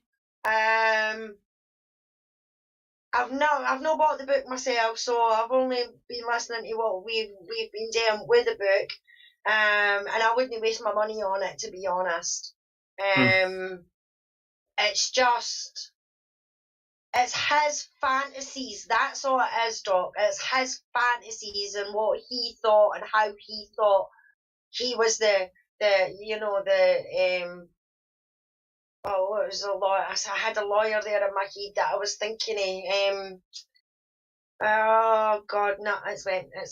But he thought he was some sort of special, you know, sort of lawyer who had the biggest case of his life, and you know he was going to make money off this story. And little did he know that nobody swallowed the bullshit that he wrote in it, because of what we've been able to find out. You know, I mean, we've probably had more views and reading with us doing the depositions and everything like that than Kratz has ever had who's read his book, you know. And I would just like to say to Jack, I would like maybe for us to do on open mic how the media actually reacted and been portraying Amber Heard and Johnny Depp side as well, because I think that is the way that they've covered this case is unbelievable. And the more we put out there about how shit the mainstream media is and how they lie, the way that they've been lying is unbelievable. And it really gets to me, at the heart of me, because of what happened with Luke and his case when it came to the media. Yes. You know, that laddie got vilified by the media from day one. He was mentioned on day 3. Jodie was found on the 30th of July. Luke was actually named in the papers on the 3rd of July. He was a 14-year-old child. He shouldn't have been named, period. You know? So I think talking about the media side of things as well, good to get it out there, because I know a lot of people still rely on the mainstream media. Yes, well, there's definitely, sorry, Alice, there's definitely a big war coming now. There's going to be big ramifications with the Amber and Johnny Depp trial, huge ramifications. And they're going to try and shut down, in fact, they're trying to shut down YouTubers now. Yeah. To keep them from talking about the case. It's happening. Yeah, exactly, Doc. I think somewhere they're trying to get a law, a bill passed or something like that that's going to affect the YouTubers. But what the mainstream media has to realise, Doc, is the reason why people are turning people on YouTube and things like that is because they're getting it raw. They're getting the raw details of something. You know, correct. Can you imagine if we were able to have watched Stephen and Brendan's trials the way we've been able to watch Amber and Johnny's trial? Correct. Oh my God, there would have been an uproar, because we know how the media reported on that, and the way that Anjanette Levy tried to get Brendan to do a confession over the bloody phone. Correct. You know? So can you imagine what it would have been like back then if we could have actually have seen that with our own eyes, heard the evidence with our own ears like we have in the Amber and Johnny trial, and then you have the media that are coming out and saying a whole load of fucking lies about it. Correct. And No. Thank you, Alice. But isn't it ironical that Anjanette Levy covered the Amber and Johnny Depp trial, and that she spoke to Kathleen Zellner? Yeah. It does. Well, when I found out that it was her that was doing one of the comments, I was adamant I wasn't watching it, because I don't like the woman for what she done to Brendan. He was a fucking child, you know what I mean? And she tried to get him to confess to something, and then she didn't even publish the fucking interview that she did with him. So where is that looking for the truth? No. Because that Wayne told the fucking truth, that phone call. And because it wasn't her narrative or the company that she worked for's narrative, they didn't even bother their arses to play that interview with Brendan. You know, because they didn't get the juicy fucking tidbits that they wanted while making a confession. Because he told them for the beginning exactly what he said. He came home from school, he played the computer, he went to Stevens, he came back home and was in his house by fucking 9, 10 o'clock at night. That's correct. You know? So, yeah. But when I realised that, when I seen the clip, I don't know if it was Rhonda or Neverly had posted it in the Johnny Depp room, and it was her with Kathleen Zellner, I was like, oh, just try it, bitch. Just try it. Thank you, Alice. We'll leave it there. We'll leave it there. But I understand your passion. 100% correct. I just don't recall any parting comments. I just can't believe they got away with all this and they're still getting away with it. It's horrifying. Correct. 100% correct. Thank you. I don't recall. Now, Jack 61, you gave comments. Just Rhonda, what about yourself? Any final comments? No, I mean, I think everybody I don't really have any final comments. Everybody knows my opinion on just about everything, so I don't need to repeat it and waste time. Thank you, Jasranda. I appreciate that. And finally, Neverly, do you have any final comments about what we discussed today? A lot. And I like that we drew the parallels between the latest trial that we dedicated our time to, the Johnny Depp and Amber Heard trial with Brendan Dassey and Stephen Avery. We're learning more and more. We are novices, basically. Yes, we spend a lot of time on these cases, but we don't know the law. We don't know the specific state's law. We just don't know any of that. We're just doing the best that we can. And I just love being here, talking to everybody, and really respecting everybody's input. So, yeah. And Jack, if you want to do the Johnny Depp trial tomorrow, I'm up for it. Thank you, Dr. Silkman, for all your hard work. Thank you very much. And like I said, thank you, Neverly, and thank you, panel. Thank you, everyone in chat. Thank you so much. Remember, subscribe if you enjoyed Foul Play and what we do, and thumbs up if you DNA on the thumbs up button. But, all jokes aside, it's amazing that, years later, we can still talk about the Stephen Avery case and the Brendan Dassey case, but my God, what blew me away were the YouTubers who were discussing the Amber Heard Johnny Depp case, and they were doing lives. They had like 30,000 people in chat, didn't they, Neverly? Live, like up to 30,000, if not more, in chat. Over 100. Over 100. It's some, amazing. Yeah, it's amazing. Correct. And you couldn't read the text in chat. It was like a kaleidoscope. It was going so fast. Like a slot machine, just. Yep. Yeah. And that goes to show that had we been part of a group back then in 2007, it would have been exactly the same. You would have had thousands of people in chat all commenting. And it goes to show the importance of timing. And, we were all witness to watching that trial live.